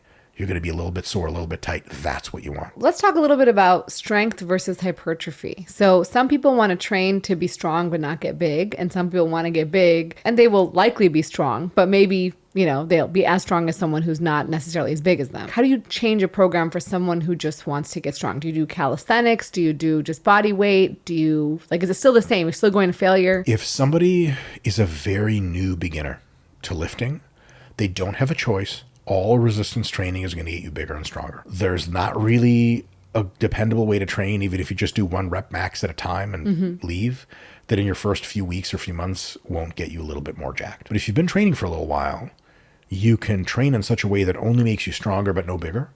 Or you can train in a way that makes you a little bit stronger over time, over the long term, much stronger, but generally just makes you bigger and bigger and bigger. And it all comes down to repetition ranges.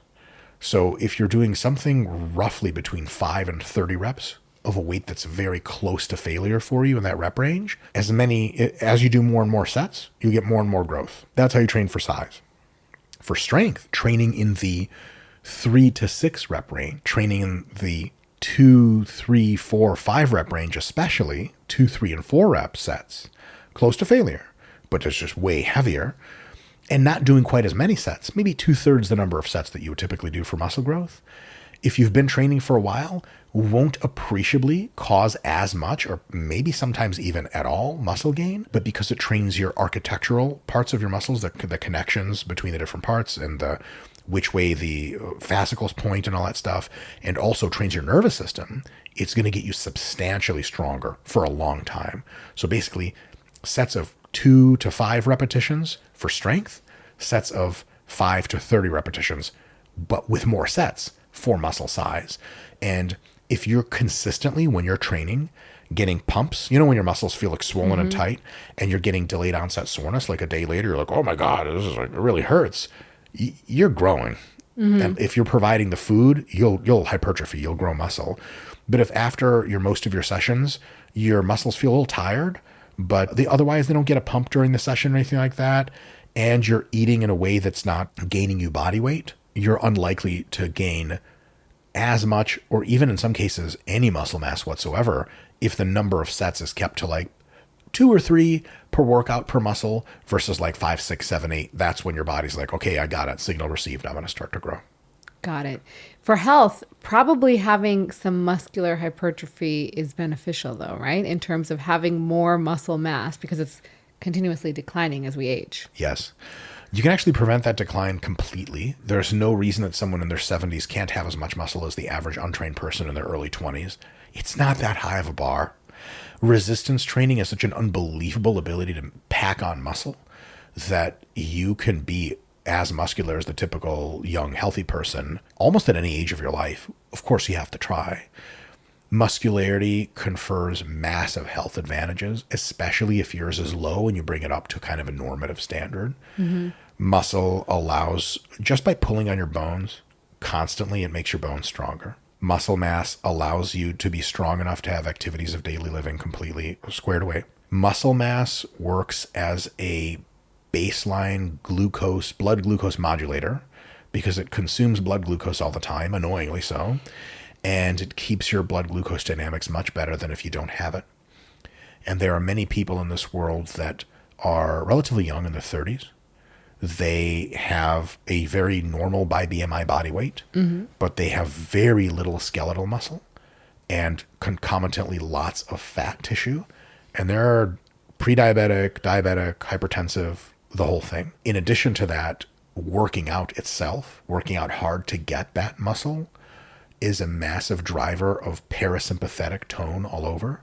It relaxes you in a deep way that you can't experience unless, like, a hard day's work relaxes you better than anything in this world. Like, there's no wusa yoga that'll just be like, pound your body and brain into submission. You show up at home afterwards, you're like, that's it, you're done. That's a really good thing for health. If you're never challenging your muscles in your body, you can accumulate a chronic level of baseline stress, an overdrive of the fight or flight response that never has a gasket to pull off and put that steam away. If you have an exercise plan that really pushes you, not only do you build muscle and have all the great stuff happen, you can really blow off steam in a way that's phenomenal for stress management. So I could be on here for another hour talking about health benefits of muscle. They're intense. So up to the point where you think your muscles look grotesque and you don't want any more, it's probably more healthy to continue to put on muscle. So I want to ask a little bit about anabolic steroids. I can't talk about that. I'm totally kidding. I do it all the time. So you've been open that you have taken some performance enhancing drugs, and we in medical school learn very little about anabolic steroids. But I want to understand, because I think it's really important for people to realize, one, that it's much more common than we think it is. Like many people use them. But why did you personally start? For a few reasons. One is, at the time when my colleagues and I were getting into the industry of fitness, like the drug-free part was teeny tiny compared to what it is now. And sort of we surmised that to be taken seriously, you had to be like the kind of size that can only be achieved with steroids. So that's that. Another part is I've been a nerd much longer than I've been a lifter. And the idea that you can, through literal chemistry, modify your physique and performance in a way that is both profound and subtly and not so subtly dangerous is like working on the new stealth plane at Area 51 kind of badass, you know? It's just kind of like, wait a minute, I can use science to modify my body to become like a fucking cyborg. Yeah, count me in. And so that's really like almost all of it right there. Yeah. So obviously since then you've grown, you've obviously become literally because of the steroids. That too. But it's been years, and also you're a public figure. So do you feel like that's weird? right? You are, unfortunately, yeah. Yes. Whether you wanted to or not when you started. So do you feel like there's some responsibility in terms? Obviously, you talk about it, but do you worry that maybe you're sending a message that like people should take steroids? Well, so I know for a fact I'm not, because I'm on record like a ton on YouTube talking about how steroids will mess you up at length. In every video we make at RP on the YouTube channel, every video about steroids that talks about their upsides always mentions their downsides. And I have a bit of insight into downsides of steroids that you won't catch in the medical literature because it's not experientially derived, and also because it's like very succinct. And it was, the research ended in 1978. Yep. So like, oh, that's all you get. Yep. Which, there's all that stuff is correct. Steroids will mess you up like that, like the medical literature says, but they mess you up in a ton of different ways the medical literature hasn't even caught up to yet. So I'm always really open about that. Now, so if you're looking for a holistic idea of what it is I think about steroids, you will find it very, very quickly on the internet. Even not by accident. You just like type into Google or YouTube or ChatGPT, like, hey, what is Mike Israetel downsides of steroids? Search. You're going to get like 5 hours of audio and video of me talking about it.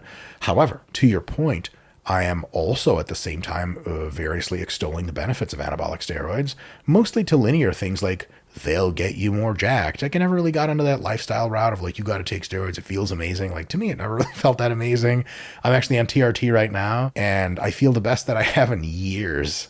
And so I hate steroids. How they make me feel it's fucking toxic. But, there's people that will extol a variety of their lifestyle benefits. I'm not even one of those people.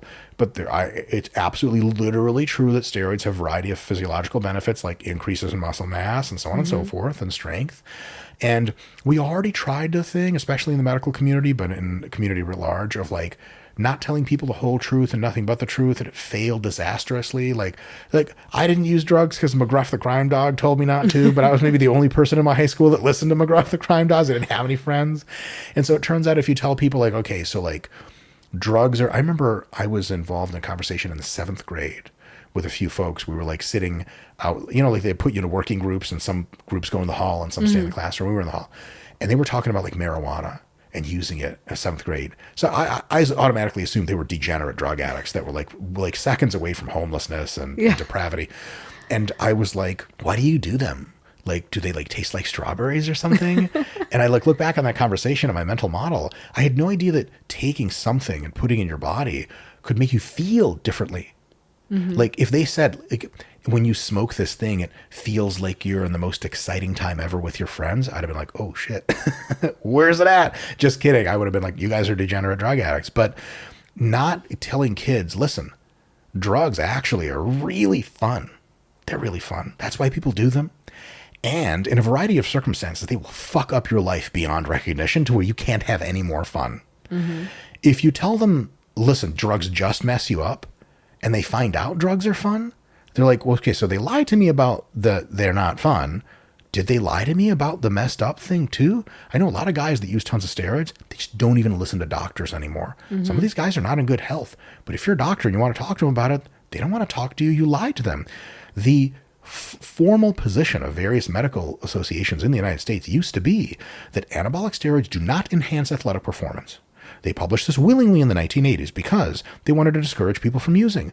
Everyone knew they fucking jacked you up, but they had a few bullshit studies for 4-6 weeks at a time with very low dose. Yeah. With like, oh, it doesn't have any effects. Like, stop. That's not helping. It was like did a not tiny help dose, you. yeah. Awful. Yeah. And so my approach is give people at least my understanding of the whole truth. Steroids have upsides, they have downsides. For most people, the downsides are categorically worse than the upside. Unless you're interested in looking like this, hair loss, there's erectile dysfunction, that's a whole other thing, right? But the whole gamut, right? They're terrible, but they also have really big upsides. So if someone is listening to my stuff and from that they glean that steroids are great and I'm going to use them, sorry, but they could have gleaned that anywhere else. Does it fill me with a bit of trepidation that the young people could be using steroids because in some Instagram or TikTok clip they saw my endorsement of them but never saw the 18-page caveat after? Yeah. Yeah. It's messed up. Can I switch to be the person that only ever talks about steroid downsides? No. Because first of all, like, I'm trying to real deal everyone. I'm trying to cut everybody the real deal. I'm not trying to BS people. There's been enough BS. Right. And also, I will lose massive credibility if I start just forgetting that the upsides exist. It's like a rich dude says like, more money, more problems. Like, shut up. You want to get rid of your problems? Give me some money. They're like, well, no, okay. So if someone's like, well, steroids are all bad. Like, what? Really? It's just there's a line of people. What do you think? I don't know. No, I mean, like, I think that we need to talk about them. I mean, the fact that there's been no studies on anabolic steroids for decades is a big miss in the medical community, because I see patients who come to me and they're like, I am on them, right? And now what do I do? And so I'm like working with them, trying to get them on a safer regimen of things to get them into a regular, TRT, because their testosterone's plummeting when they're trying to go off their steroids. And it's like you as a doctor now know very little because no one taught you. There's no research because it's not much to know. It's illegal, right? I mean, it's illegal. And so no one's going to volunteer for a research study. There's just so much like fear around it. And I think it's a problem. I think we need to talk about the bad. And obviously there is a reason people take it, right? There's a reason. But, have an educated discussion. Like, don't get it from your dealer in the back of the gym, like where they're making it in their bathtub, right? Or whatever. Like, that's what scares me, right? And I just think, I think we need to educate people, and we can't just say no. I agree with you. You can't just say no, don't do that, right? I mean, you can. It just has a certain expected effect that's been very evident from all the other drug policy we tried Just Say No with. It's not that great. Saying no has a certain effect. If you give people more nuance and you're more truthful with them, on average, that tends to work out better. Obviously, the polar opposite of that is like you just tell them how great drugs are and they should use them all the time. That would get the most people into trouble, but no one's really, advocating I can that. argue from the sex side, right? People are like, oh, my kid's never going to watch porn. They're never going to see porn. Why are we talking about porn? I was like, everybody's watching porn. Let's be realistic. Your kids are lying to you. Yeah. And your kids are going to see it. Even if you put all the locks on their computers and their whatever, they're going to see it, right? And they're smarter than you with computers too. Exactly. And so like we have to talk about it. Like you cannot dig your head in the sand and be like, my kid's not going to have sex. My kid's not going to watch porn. My kid's not going to experiment with or be approached by somebody with drugs. Like these things are going to happen, and we have to teach them why people do these things and like why not to. Yeah, I've been a bit vocal every now and again about my understanding of pornography and its effects on various populations. And I get infinite amounts of shit from all over the internet for being like an upsides and downsides person with regards to pornographic Me too. consumption, Me too. right? Versus someone who's just like, oh, porn is like the literal manifestation of Satan himself. And if you endorse it, you're just ruining society and destroying people. And like, I have all the time in the world if that's true. You know, like that's probably true for like fentanyl, you know, like someone's like, yeah, I'm getting into recreational fentanyl. You're like, don't do that. Probably not a good That's not a good idea. But like I've examined at various points the actually sort of impressive empirical literature on pornographic consumption and use and demography. And if you're looking for like porn, like whole cloth destroying millions of people's lives, like on average, it's just, you're going to look at a long time. It's like back when they used to tell in the 80s, like, you take steroids, you're going to die, like right there in the locker room. And like bodybuilders and lifters and football players were like, where are all the dead people? Like I had an uncle that did steroids a long time and he died when he was like 56 from a heart attack, but he also had like 18 steaks a day and just like, you know, huge anger problems, always elevated blood pressures, always confounding factors. And so when people point out with pornography, they're like, well, it can lead to isolation, it can lead to loneliness, it can lead to abuse and addiction. My response always is like, okay, under what conditions and in what fraction of the population? Because if 90% of the fraction of adult film content enjoyers are like otherwise totally healthy and it has demonstrably empirically no marginally negative effect on their lives and probably a small positive one, it's just really difficult to trot out the story of like porn will ruin you. Like if you're a certain kind of person, a certain kind of point in their lives, porn can fuck you up. Yeah. There's an infinite dark rabbit hole you can go down and never get out. Absolutely. We can't keep saying that to everyone because like everyone has friends. They're like, well, my buddies from college jerk off to porn all the time and they're totally fine and totally adapted. And you're like, Exactly. oh, but just you wait. You know, the guy's 97, you're at his funeral. Like, is it porn that killed him? They're like, no, it was a bus. You're like, shit, the porn never got to him. They lied to me my whole life. You know, like, again, like brutal honesty with a combination of upsides and downsides is probably a good way to approach a lot of things. That doesn't mean you need to have all kinds of technical nuance. Right. You can tell kids, look, steroids for adults can beef them up, get you looking like Captain America. Problem is, they have a laundry list of side effects. And, you know, when kids are old enough, 13, 14, 15, especially if I'm talking to boys, I've talked to the gym to 14, 15-year-old kids. They're like, what about Tren? I'm like, you ever want to really just get it on with a girl? They're like, yeah, like, and your dick just doesn't work. They're like, no, like, well, guess what steroids do, fellas? Some of them make Mr. Willie not want to come out anymore. And they're like, what? I'm like, oh, but just kidding. For you, that probably won't happen. It'll just close your growth plates early, so you'll never reach adult height. And they're like, what? And they're like, oh, do you guys like my haircut? They're like, oh, I'm gonna stop. I'm like, steroids cause balding. And they're like, okay, I'm out, man. I'm done. And like, a lot of times, the stuff you'll see in the medical literature is like hurts your liver, hurts your kidneys. Like, you know, I'm not the first person to tell you this. To a 14 or 15-year-old, liver and kidneys are esoteric concepts. Right. Like, okay, sweet. Like I take like 18 Adderalls, have 5 beers, nothing happens to me. I'm fucking immortal. Cool. But like you start talking about erectile dysfunction, you start talking about sometimes the intelligence loss, because there's some decent literature suggests there's at least short-term intelligence blunting with steroids. Again, for a 14-year-old, we're like, who cares?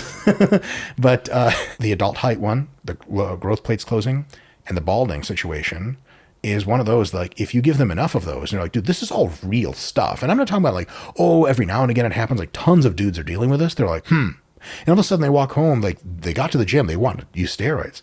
They're walking home and they're like, I'll just stick to creatine for a few months. Yeah. Fuck all that. Yeah. And none of it's a lie. Because if you start lying to people, you lose your credibility with them. Who are they going to listen to next? I don't know, drug dealers or something? Right. And those guys are like, yeah, take all the steroids you can. Are you feeling in a rut in the bedroom? Wishing you had the kind of sex life you could brag about?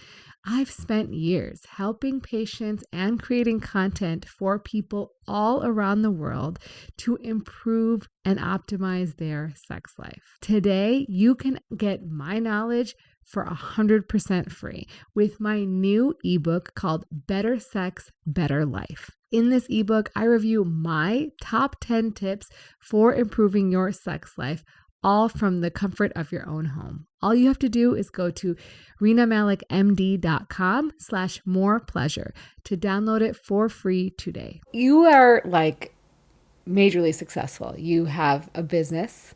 You have a wife. You are seemingly happy. Seemingly. What is your secret sauce? Steroids. I had to. Yes. I set you up for that one. I will say it's seemingly happy is a curious one. I've actually been a little less happy than I typically am in the last several months. Why is that? And I'm not sure. I'm not sure. I'm trying to figure it out. Like was that false attribution is a problem in psychology. I'm trying to avoid that. But I'm doing okay. But it's like, I was going to be doing better. So I will say, like, not to counter any of your points, but things may not always be as they seem, for sure, right? But you're like, okay, shut up. I don't care about how happy you are. You're making a lot of money and people know who you are. Damn it. That's what we want. Well, maybe not, right? Maybe you don't want people to know who you are. I really screwed that one up. Now. No. Well, the funny thing is I actually never wanted to be famous or something. It just happened and I'm like, oh, sweet. I have like a pretty decent personality for it to some extent, not really. But let's see. I guess some of it's just like genetics or whatever. Like it'd be just dishonest not to accede to that, you know, like the extroversion and stuff, the humor. Like if you ever met my dad, you'd be like, okay, you're a clone. Great. Yeah. But so that stuff helps. But I think probably something folks can take away is dedication to things that you might not be the best at for long periods of time. Just to give an example, when I gave my first class lecture ever as an instructor, I was a master's student, and I was giving my lecture to undergraduates in a laboratory class. It was one of the scariest things I've ever done in my entire life. And because public speaking is something that people rank above like shark attack. It's like, the shark, it's just one shark, right? He's not judging me at least. He's just eating me. Being on camera public speaking, nowadays I get to swag out and be like, just whatever. Because I'll go on podcasts and people are like, do you have anything you don't want to talk about? I'm like, fucking fire away. I don't give a shit. They're like, do you want the questions ahead to prep? I'm like, I don't need to prep. I just come in stocked, loaded. Which is like, oh my God, he's gifted. Yeah, sure. I grew into it.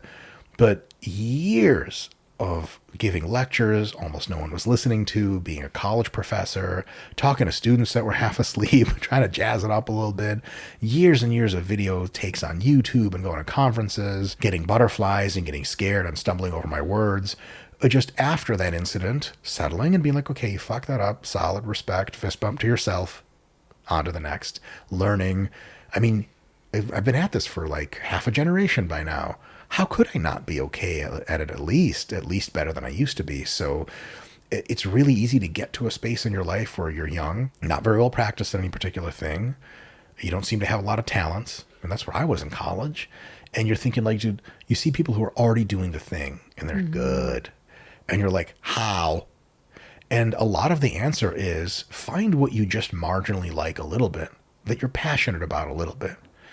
And at least at first, even just naturally, spend time thinking about it and spend time investigating it. And then when you're into the thing, spend time practicing and then practicing and then practicing and then practicing. And then you're tired and you're almost burned out. So you take a little bit of time away and you forget about it. And then you come back and you're practicing and practicing. And people come and go. The sun goes up, goes down. The clock does that thing in movies where the calendar pages are falling off. And at some point, you haven't even perceived it. But you're so much better at whatever it is you're doing than you ever were. And then the next young kid sees you doing your thing and they're like, how? And you're like, I've been here a long time. Just fine tuning my craft. And a big part of that is also trying to not be like super neurotic. I'm quite neurotic by nature to some extent. And so there's always this judgment. Am I progressing fast enough? Am I training in the right ways? Am I overtraining? Hi, insert Judaism here. Hi. And at the end of the day, what really matters is like you're on generally the right track and you're just putting in the hours and being kind to yourself and admitting that like, I'm not always going to be perfect, but boy, am I going to be back tomorrow. And if you can get that in line and set up days, weeks, months, years, whatever it is you want to do in this world, you're going to be better at. Because everything I've ever been good at, I was categorically never in my life, unless I'm just missing something, ever good at something on a first try or a second try or a fourth. I'm always a late bloomer.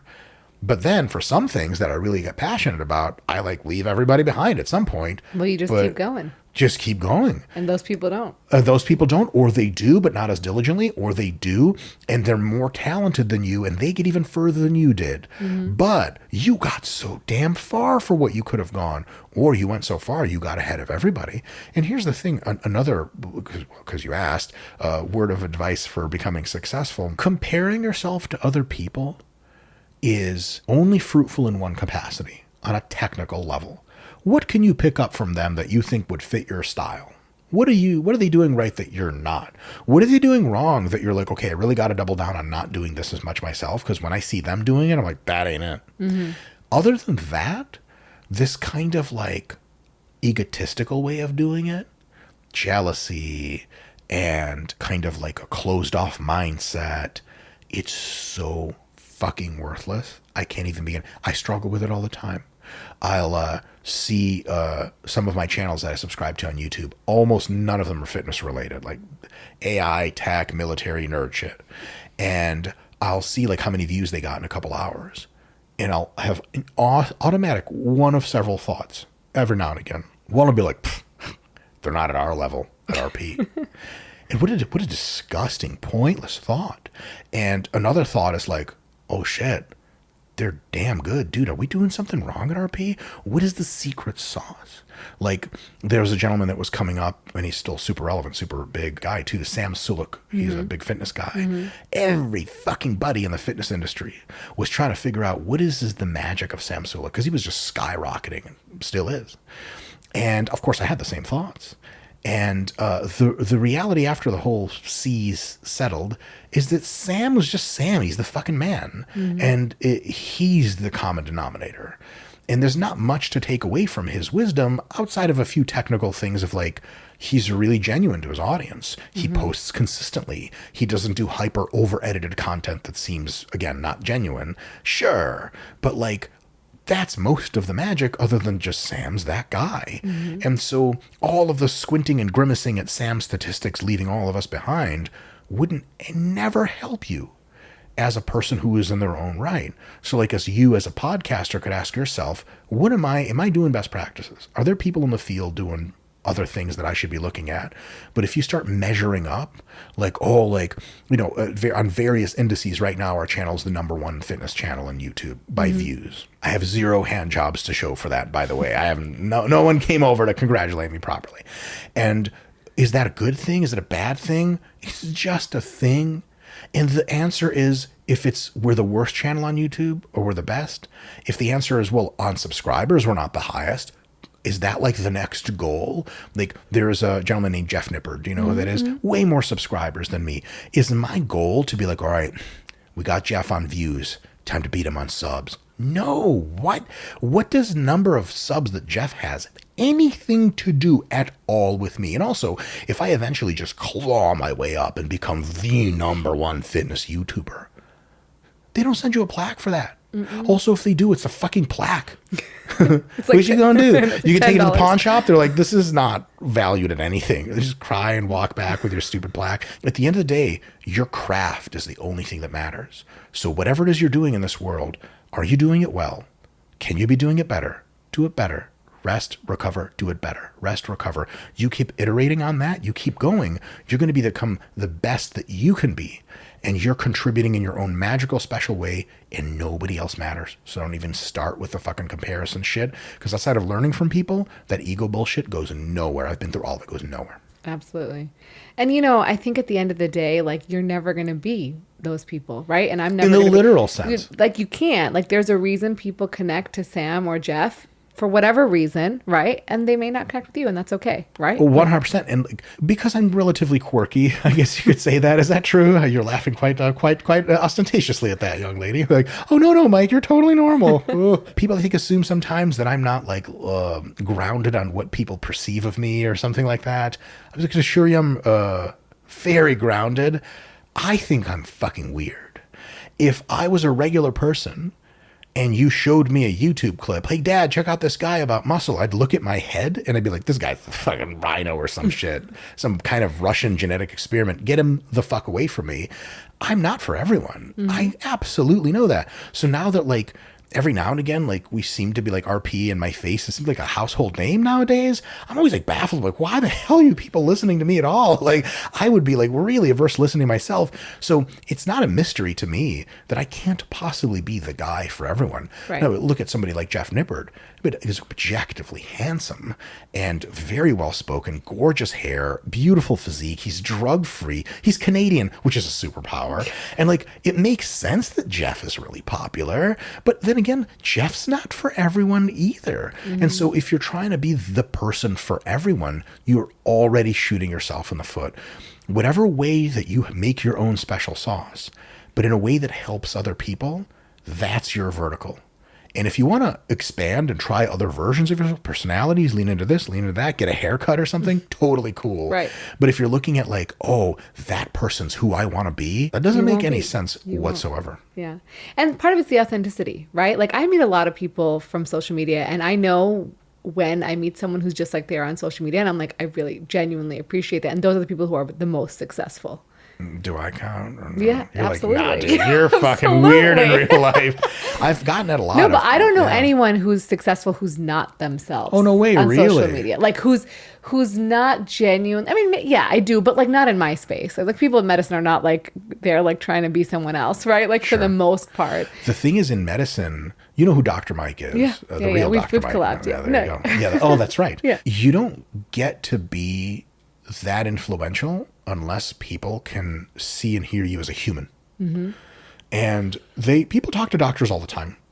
If doctors, and unfortunately there are some doctors will say trying their best, but they have a facade, and like they bake the facade into you in medical school and residency. Yes. It's really hard to break down. Really hard, because they're like, don't be yourself. Okay, go see this patient. You're like, okay, very well. Good practice. There are multiple groups of doctors who have podcasts of their own who haven't broken the facade. They're doing nonsense numbers, like non-existent, like less than 1,000 views in an hour type of shit, where you're like, that many subscribers. Like, did you buy your subscribers? How the hell does that even work? Right? Yeah. That type of stuff. And when Dr. Mike comes in and he's like a real human being, you're like, okay, of course he's popular. You're super popular. You look, every single time I've seen you on my Instagram, like you answer questions from a perspective and the emotive characteristics of a real functioning human. Right. And that's like a big deal because you're talking to humans. You got to get the human relation first. And then they're like, all right, what sciencey bullshit do you want me to learn? But if you're weird, if you're awkward, not awkward in a socially awkward way, awkward in a way of like, there's clearly a veneer. Yeah. And you clearly have ulterior motives, or you're thinking a certain different way. That's it, right? If you're there, like I said, when we started, you offer a service because you don't need to make that many videos. I'll be honest with you, you don't need to do that much. Like you do a lot, and I like. All right. meaning like you would still have the same following because I think you're amazing and you make great content, and I think what you go above and beyond what you need to do because you are so passionate about it, and that's what it is. It's like being passionate about what you're talking about. That's what you need. If you're there because you want to get patients in the door, you want to get people to buy your program, and that's your only goal, then you're not going to succeed because people will see right through that. Huge. I have folks asking me every now and again, especially lately, how do I I become like an influencer? How do I gain followers? How do I get that many followers? I have never once in my life tried to get followers. I have never once in my life even had how does one even do that? Is there like a container of followers and the YouTube people are, come here, get yourself a handful, get the fuck out of here. Make sure no one saw you. Like, oh, this is it. Like that, this is not how it works. You can only put out a certain pictures, videos, content, text, whatever it is you put out into the world. And then if people like want more of that, they hit the subscribe button. That's the only thing you have control over. So at the end of the day, it's just like, oh, there's no trick to getting followers, really. I mean, there's like thumbnail and title best practices. There's like audio-visual best practices. There's ways in which, like, if I only ever talked like this, like, it's unlikely I would be as, projection and et cetera. But these are all like real clinical, technical things that you're like, this isn't the secret sauce. This is just public speaking 101. Like, okay, this thing is everyone learns public speaking 101. 100 people see the same course and they really imbibe it. They all do it really well. You can have 100 different types of speakers. The rest is on you to just put out your shit. Yeah. And that's it. And a lot of times, like, you're like, oh, why is XYZ so popular? I used to vex us. Let's see how much trouble this gets me into. Used to vex myself and my YouTube associates, I'll call them. Why in God's name lean beef patty was so popular. Oh, yeah.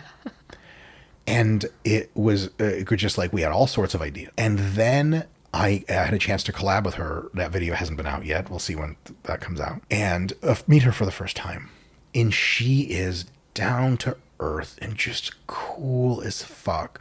Like quirky, funny, super genuine, and just chill. Mm-hmm. And Scott, the video guy, and I left that. And before that, we're like, let's see what this lean beef patty shit is about.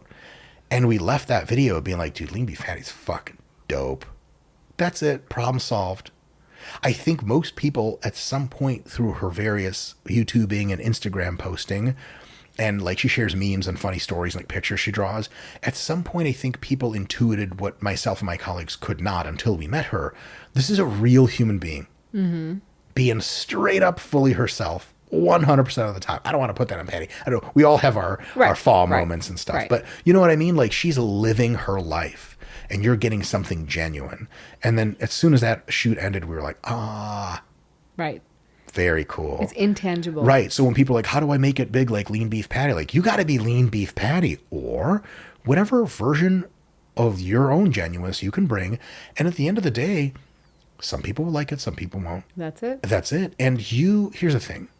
You might not have the kind of personality that gets you famous for your personality. Right. And I got one big who gives a shit about that. Because like real talk, fine to make this admission on any podcast, I guess, but I've been thinking about this lately. Maybe some people get a lot out of being relevant and famous. I have yet to get anything major out of it, short of like, well, it's cool that that person said hi to me on the subway. They know me from the channel. Yeah.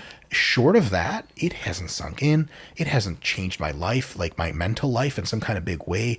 There's not some, like, I'm not like, I've tried this hat on too, like standing in the shower, washing myself and just thinking like, I'm world famous. And I think what I thought was going to happen next was like, I'm the man. Yeah. Never hit.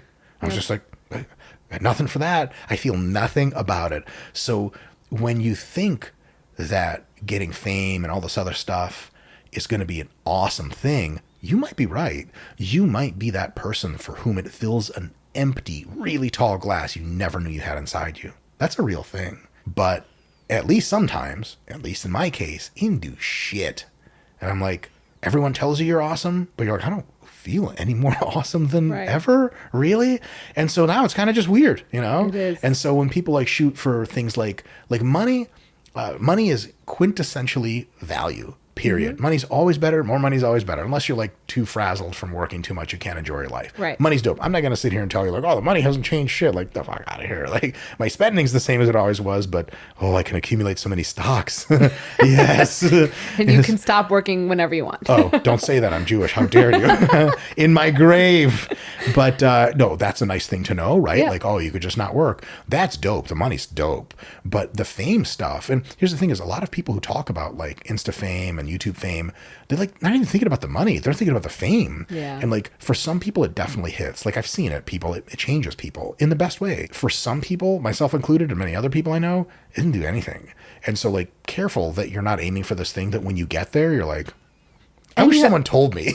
Right. And I think, so I'm not famous, I wouldn't say, but Nonsense. I'm known, I guess. You're famous but to like, me. Oh, well, thank you. Well, I would say that like the weirdest part about it is like you now like are this person that people want to get to know or feel like they know you really well. And you're like, oh, I kind of just like, I want you to know me for real. I want to know that you want to be my friend for like real rather than you just think I'm some like personality that like, oh, is just another person you need to know, right? Sure. So I think that's been a change where I'm like, oh, do you really want to be my friend? Or do you just think this is like sort of cool? Like you just want to know me. So say I know her, you know? Oh boy, yeah. Apparently the way people treat you when you're like famous or whatever is, for some people, they just treat everyone the same. As for some people, they will treat famous people very differently. Even if it's like totally subconscious and they don't want to, they end up just treating you differently. And that's something that is so counterintuitive to me that like other people in my life have had to tell me like, that person talked to you because you're Dr. Mike. And I was like, oh, I thought I just had funny jokes. They're like, nah, Yeah. you're just famous, so they just sat through your stupid ass jokes. And I was like, okay, it's sad, but like, I'm not forcing them to. You could always be like, hey man, that was cool, I gotta go. Like, all right, Yeah. stop Yeah. me from joking. But because I'm like famous or whatever, people will like put up with more bullshit, or like will feign interest to try to keep me talking, or try to make connections and stuff because I'm like famous or some shit. That all hit me like a fucking giant bus from left field. It's I'm weird. Like, what? It's really weird. That's a thing that happens? Because I'm always like, and feel free to call me out on this in real life. If you ever meet me in real life, you're getting nothing but genuine me 100% of the time. So people like, I'm coming off a plane and some guy's like, Dr. Mike. I'm like, what's up? He's like, what's wrong? I'm like, I'm just fucking tired. I slept on the flight. How are you doing, man? And he's like, oh, I'm good. I'm like, oh shit, you're a real person. You get tired and stuff. But I'm also always trying to like, you know, connect with people in a way of like, I'm just a regular fucking human being. Everyone is. Like 100%. Every celebrity, But that's so easy to forget. they're all normal. The first time, They're just like us. quote unquote, well, yeah, listen, someone who's with been to a lot more money. someone who's been to P. Diddy's ranch, I see, huh? Yes. Well, some of them are not just like us, young lady. Or maybe they are. Who knows? I don't know. Hey, you're in Southern California. You got to be careful nowadays. Who knows what's going around? You're right. But yeah, like even myself as a person who's now had some modicum of fame, if I ever met Arnold, I would just be physically shitting my pants the entire time. You could be at the arena, like in my corner, be like, Mike, remember, he's just like anyone else. I'm like, nope. Refuse. Hard refuse. So even folks that are relatively famous can be blinded by the light 100%. Oh, absolutely. And Everyone has their people. You know, it's Oh, like yeah. you're going to see that person Oh, yeah. and you're going to be like, oh, no. yeah. Oh yeah. And Like every my now- husband doesn't get wowed by many people, but if there's some people where he's like, I would literally have to like, I would be tongue tied. He just never gets tongue tied. Yes. Like, Yes. I've actually met lots of people now just being out in the world and stuff that are shaking when they meet me. Like Oh. they're physically shaking because they're so anxious. And I used to try to make fun of it, like bring it down by making fun of it. That does not work, by the way. It No. just makes them more anxious. I'm like, oh, fucking Israetel, you fucked that up. And then I notice I fuck it up. Like, I'm kidding. I'm sorry. Let's just take a picture and let's have you on your way. It's kind of a trip because I kind of like, with those people and almost everyone else, I just want to mind meld and be like, I am on your level, probably beneath it. And you don't need to shake for me. But also if you're shaking, no big deal. Let's shake away. We'll shake together. It's the hierarchy that celebrity sets up of when someone's like, Dr. Mike, I'm like, I promise you, dude, most nights my wife's already asleep. I'm in the fucking bathroom with my VR headset on, masturbating to just like tasteless adult films. And even pictures occasionally. What's ridiculous. so the magazines from like, the sticky Playboy. We're like, I love page 3, but I already splooged into it. Now it's page 4 and 5. That's me, bro. Full out. And so, I don't know. I've received a few pieces of feedback from people being like surprised. They're like, you're like the same as you are on YouTube. And I'm like, dude, I wish I had fucking spy multiple personalities. Like I have multiple angles and perspectives I can see the world from. The way I talk to an older woman on a bus is very different than I talk to a guy in the gym.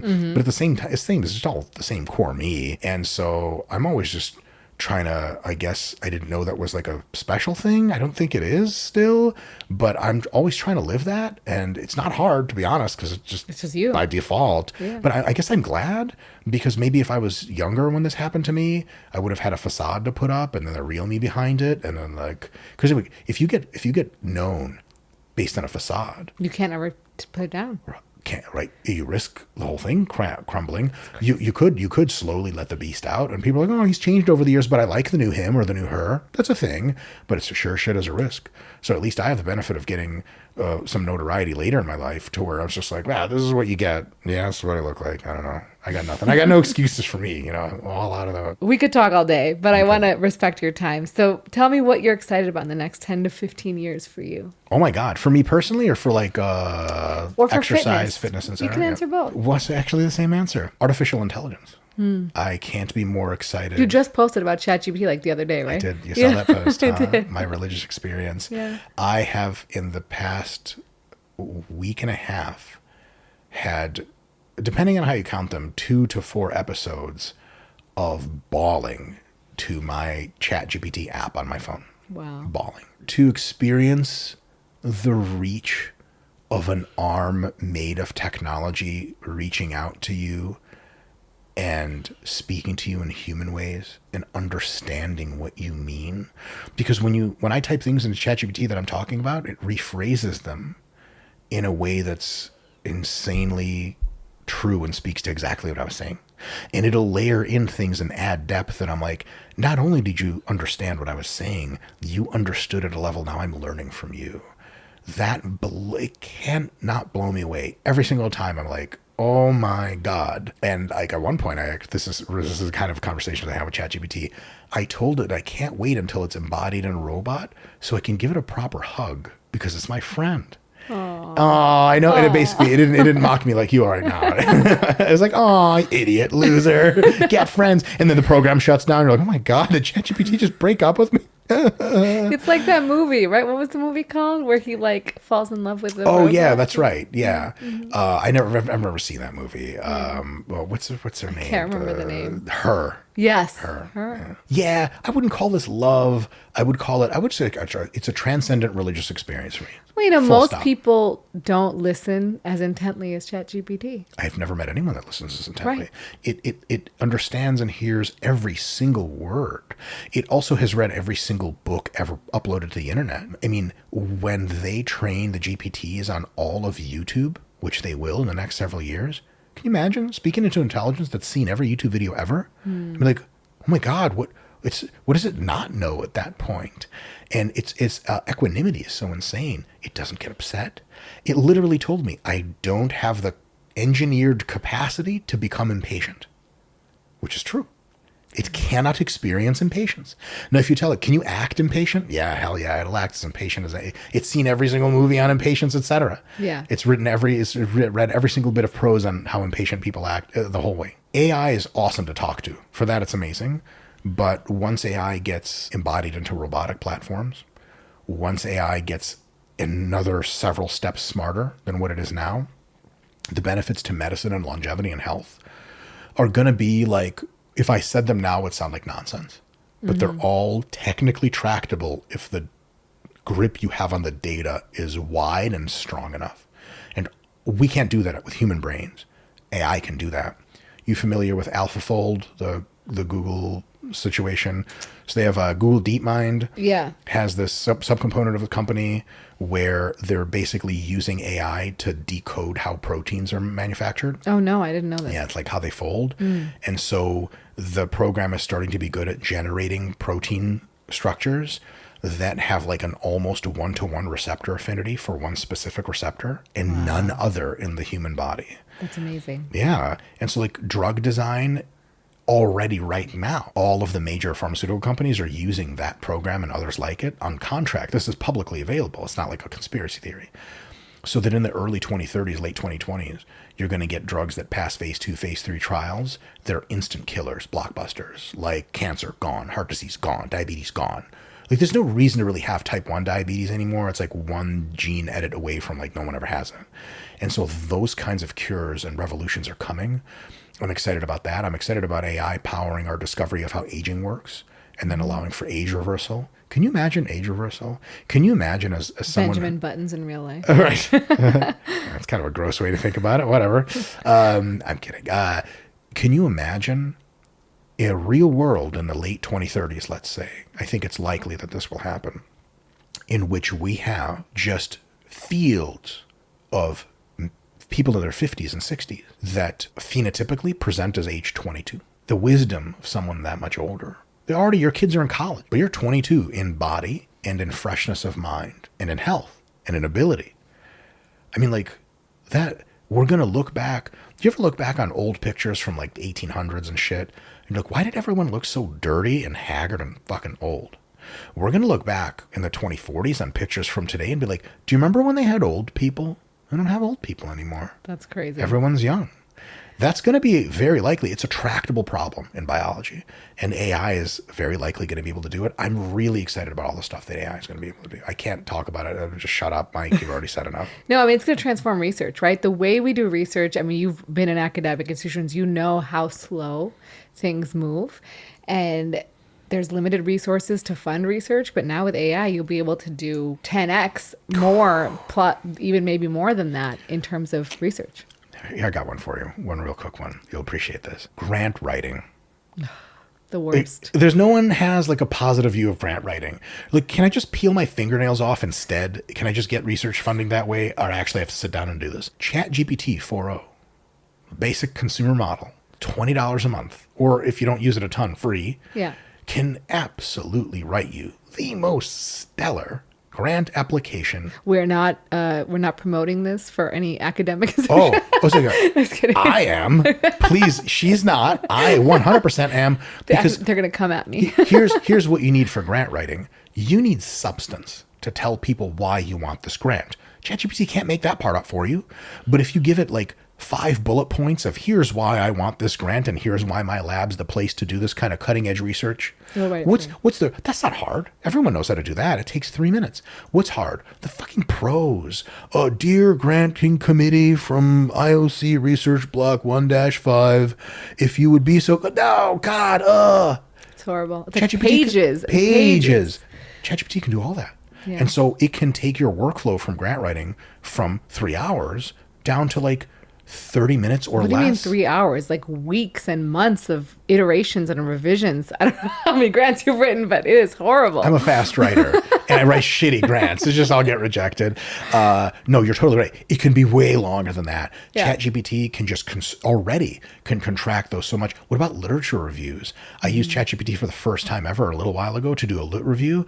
And Rena, I swear to God, I thought I was cheating something. Oh, absolutely. It just goes, I did a little thinking thing, and it goes, and I'm like, he just did it. I cross-checked, I referenced. It got like 2 things wrong out of 20. Hey, I much rather be the editor of an almost completely perfect lit review rather than like manually looking stuff up. Oh my God. It's transforming it. Transformative. It's I so can't good. wait. So we end our podcast by asking everybody a few questions that they can answer about themselves, their work, whatever. What's something you know now that you wish you knew earlier? The pathway to artificial general intelligence is no longer confusing, and nor is it very mysterious. And it's actually quite straightforward, including the path to machine consciousness. And I mean that literally. Even a few years ago, I wish I knew that, because I was, for a long time, a big fan of Ray Kurzweil's work about the singularity, technological singularity, and that like artificial general machines were going to be smarter than people by 2029. There's one thing of like seeing all the data he marshals and being like, this is the best bet by far. There's another thing for kind of suspending your credulity almost and being like, oh, this is like really going to happen, because I remember in the, I didn't have any AI lab friends or anything in the early 2020s, but like AI was supposed to be like 8 years away from being ultra superpowered. And for lack of a better term, it just wasn't even around. ChatGPT 1 and ChatGPT 2 were like, or GPT 1 and 2 were like, this is a weird thing that says something, but then it's all nonsense. And so I thought like, man, the kinds of innovations we're going to make this thing real are like just totally out of reach. And then recently with the innovations they're talking about that they're making, and now in my mind how they stack up, I'm like, oh, this is now like just a matter of time. Mm-hmm. And I wish I knew that so that I could be like more serene and confident in the fact that like, hey, things are going to turn out really, really well. Because to me, it's one of those like, if artificial intelligence never comes around, we'll be okay. But like the world looks different with no AI in it. Not as cool. And when someone promises something, but it's not around, you're kind of like, I want to believe, but I don't know how this is going to happen. I wish I knew what I know now, like 4 or 5 years ago, so I could tell all the AI deniers and haters in my mind, like, shh, just wait. Yeah, I think it's going to improve our lives quite a bit. It's already doing that. I think one of 2 things is going to happen. It's going to toast all of us because it's super powered and we're useless dirt. Sure. It'll happen more quickly than most people think. It's not Terminator with laser guns. Or it's going to revolutionize our lives such an extent that it's like describing what your cell phone is to someone from the year 1900. They're like, what is it? You're like, it's magic. This is the best way you're going to understand it. Things like, for example, in a few years, it'll be totally feasible to tell your computer, hey, can you make me a 45-minute movie because I'm kind of tired, starring me and my friends in like a zombie killer action movie. I don't want anyone to die, but I want a lot of close calls. In the style of whatever zombie movie character. Yeah. It'll be like, oh yeah, dope. 3 minutes later it renders, and then boom, fully formed, everything. And you're like, oh, people used to watch movies with like other actors playing characters. They still do that, but there's a lot less of that now. It's mostly just AI. Like, this is a real thing. It is completely tractable problem right now, even in experts in the AI space. It's just a matter of getting the compute and the resources and the training data settled and doing that. And it's like, what? That's gonna be a real thing? Yeah.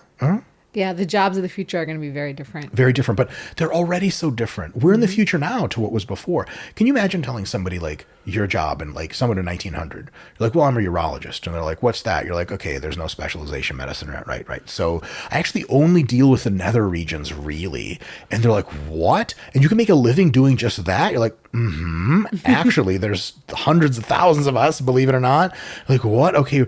So you're just in there just cutting people's genitals open. You're like, well, that's some of that and some of other stuff. But also I consult people on sexual health and sexual performance. And they're like, People have issues with that? people have like, people don't need to be told that. You're like, they do. And they're like, but like for reproduction, you're like, well, actually most of it's not for reproduction. It's just actually for fun. And they're like, wait, so like, what about like the necessities of struggle of life? You're like, right. So most people just don't struggle with life anymore. We're actually like a little bit overweight because we eat too many snacks because they're so cheap and delicious and kind of everywhere and everyone can afford them. And they're like, you're on drugs. And you're like, yeah, sure, shit sounds like it. Like, do you want to see a cell phone? They're like, what's that? You're like, it's magic. I'm not even going to bother trying to explain this shit to you. Even from when we were kids, right? Like, it's insane. Like, we didn't grow up like my kids are growing up. Have you seen the series Stranger Things? Yes. My wife and I made an interesting observation. We love the series. They were running around and trying to figure out what's going on with paranormal phenomena. Yeah. My wife and I were like, why don't they just go?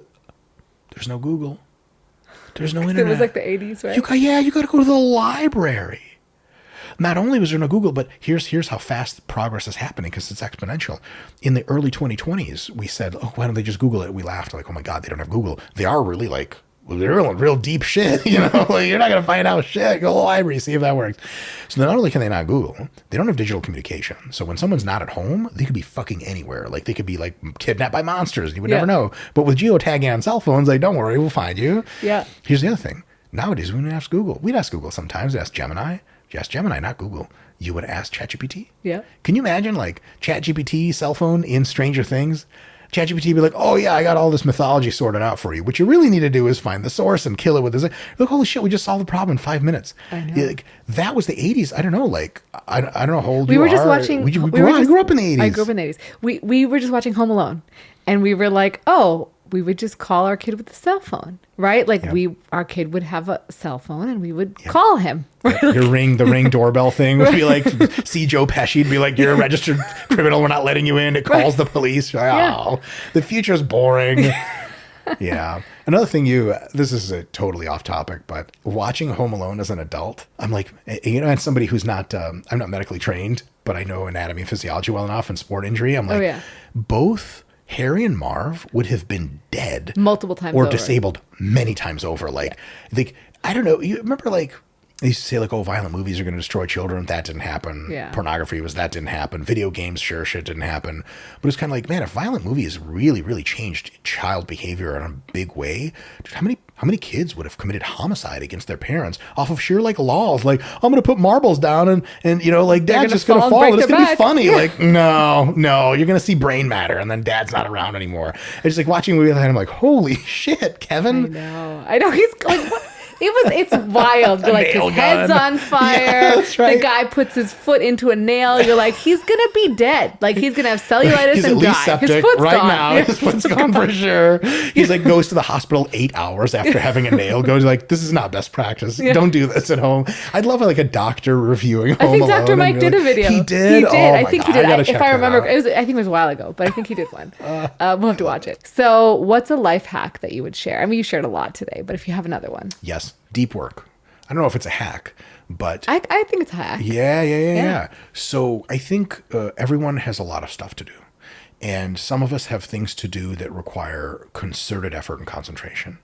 And what we typically do is we try to do that get it in edgewise while we're scrolling on the phone, talking to people, picking up the kids, and we're still trying to do real work. But the quality of your work will suffer, and the height to which you can rise in the depth and impact of your work is completely constrained by how long you have to work on it. And so, to me, the best, most valuable things I've ever created intellectually in my entire life, I have done in windowless basement offices and laboratories by myself for stretches of 2 to 4 hours at a time. And I don't need to say, you don't need, windows are fine. Other people are fine. Coffee shops are cool. Throw in your headphones, zone into your screen, take your phone, put it on silent, put on do not disturb, put it upside down, and tell yourself. Because sometimes you do all those things to your phone, and every 5 minutes you're still checking it. Just put it in a different room, so you got to get up. How dare you? My phone never leaves my visual. Are you kidding me?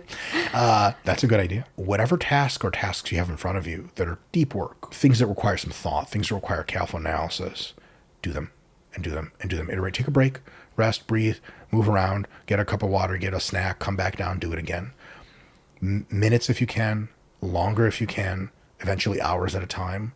There are magical, special things that happen when you sit with a problem for a long time and work on it. Problems that seem completely intractable at first. After hours of deep work, you have, I don't know, a billion aha moments. Aha moments don't as often come in just like, oh, just randomly thought about a problem for 15 seconds. You're like, oh, aha. Like that happens. Sure, Einstein, sweet. But a lot of times it's plowing through hours of work with no aha moments. Going to bed and being like, I'm an idiot. Waking up in the morning and being like, get the fuck out of here. Did I just solve that? It was the sleep that integrated the knowledge from hours of commitment to a certain task. Your brain works in some ways in neural firing, like peaks and valleys, like a kind of like a soft wave-like surface. And to get to the good stuff, you got to go real deep into a valley. And it takes time because your brain, through distraction, will take you deep and it'll take you out. It'll take you deeper and it'll take you out. You got to go boom and boom and boom. And you can't do that if it's 5 or 10 minutes at a time. Certain problems require you sitting down and working on them. That's how like Elon Musk makes all his cool shit. That's how come he's fucking smarter than all of us, is because he sits and is left the fuck alone for hours at a time where he does deep engineering, deep first principles analysis. You can't move mountains unless you sit with problems for a real long time. And if you think that you can get maximum success in your endeavors by being like, you know, gal about town, kind of this and that and sell and this and TikTok and blah, blah, blah, blah, blah, also working, you can get good at stuff doing that, but you're leaving so much of your talents on the table. And in reality, 99% of the time, nobody's watching you. Nobody's like, oh, like, is she going to engage on social media while working? Who cares? No one, for hours a day, you're left to your own devices. Use them well by doing super specific, very dedicated tasks that are tough. And if you do that and they're meaningful to you, you're going to open up just tracts and tracts of progress. Yeah, I love that. I truly believe that. I learned about it with Cal Newport's book, Deep Work, which is really good. A classic. Yeah, I love that. What's a non-negotiable for you? Something you got to do every day or try to do every day? I mean, a bowel movement, you know, probably about 4 or 6 of them every day. It's not a joke, by the way. Thanks, I guess. Is that like an accomplishment? I don't know. I mean, I see a lot of constipation in my practice. I see. You yes. know, I think it's a positive. I had that for like several hours once and then never again. Every day, eat multiple high protein meals. Okay. Because I don't have to exercise every day. Multiple high protein meals. That would be my number one non-negotiable. Like if I'm going somewhere and I don't have protein there or on the way or with me or on the way back, it's not going to happen. So I need every 4 to 6 hours, a decent bolus of protein. And if I've got that, I can do a lot of other stuff. If you're like, hey, let's go to a music festival, I'm like, okay. But if you're like, we don't have protein there, I'm like, oh, I'm busy for the rest of whatever the fuck that is. I don't care if it's now. Yeah. So high protein meals, I would say.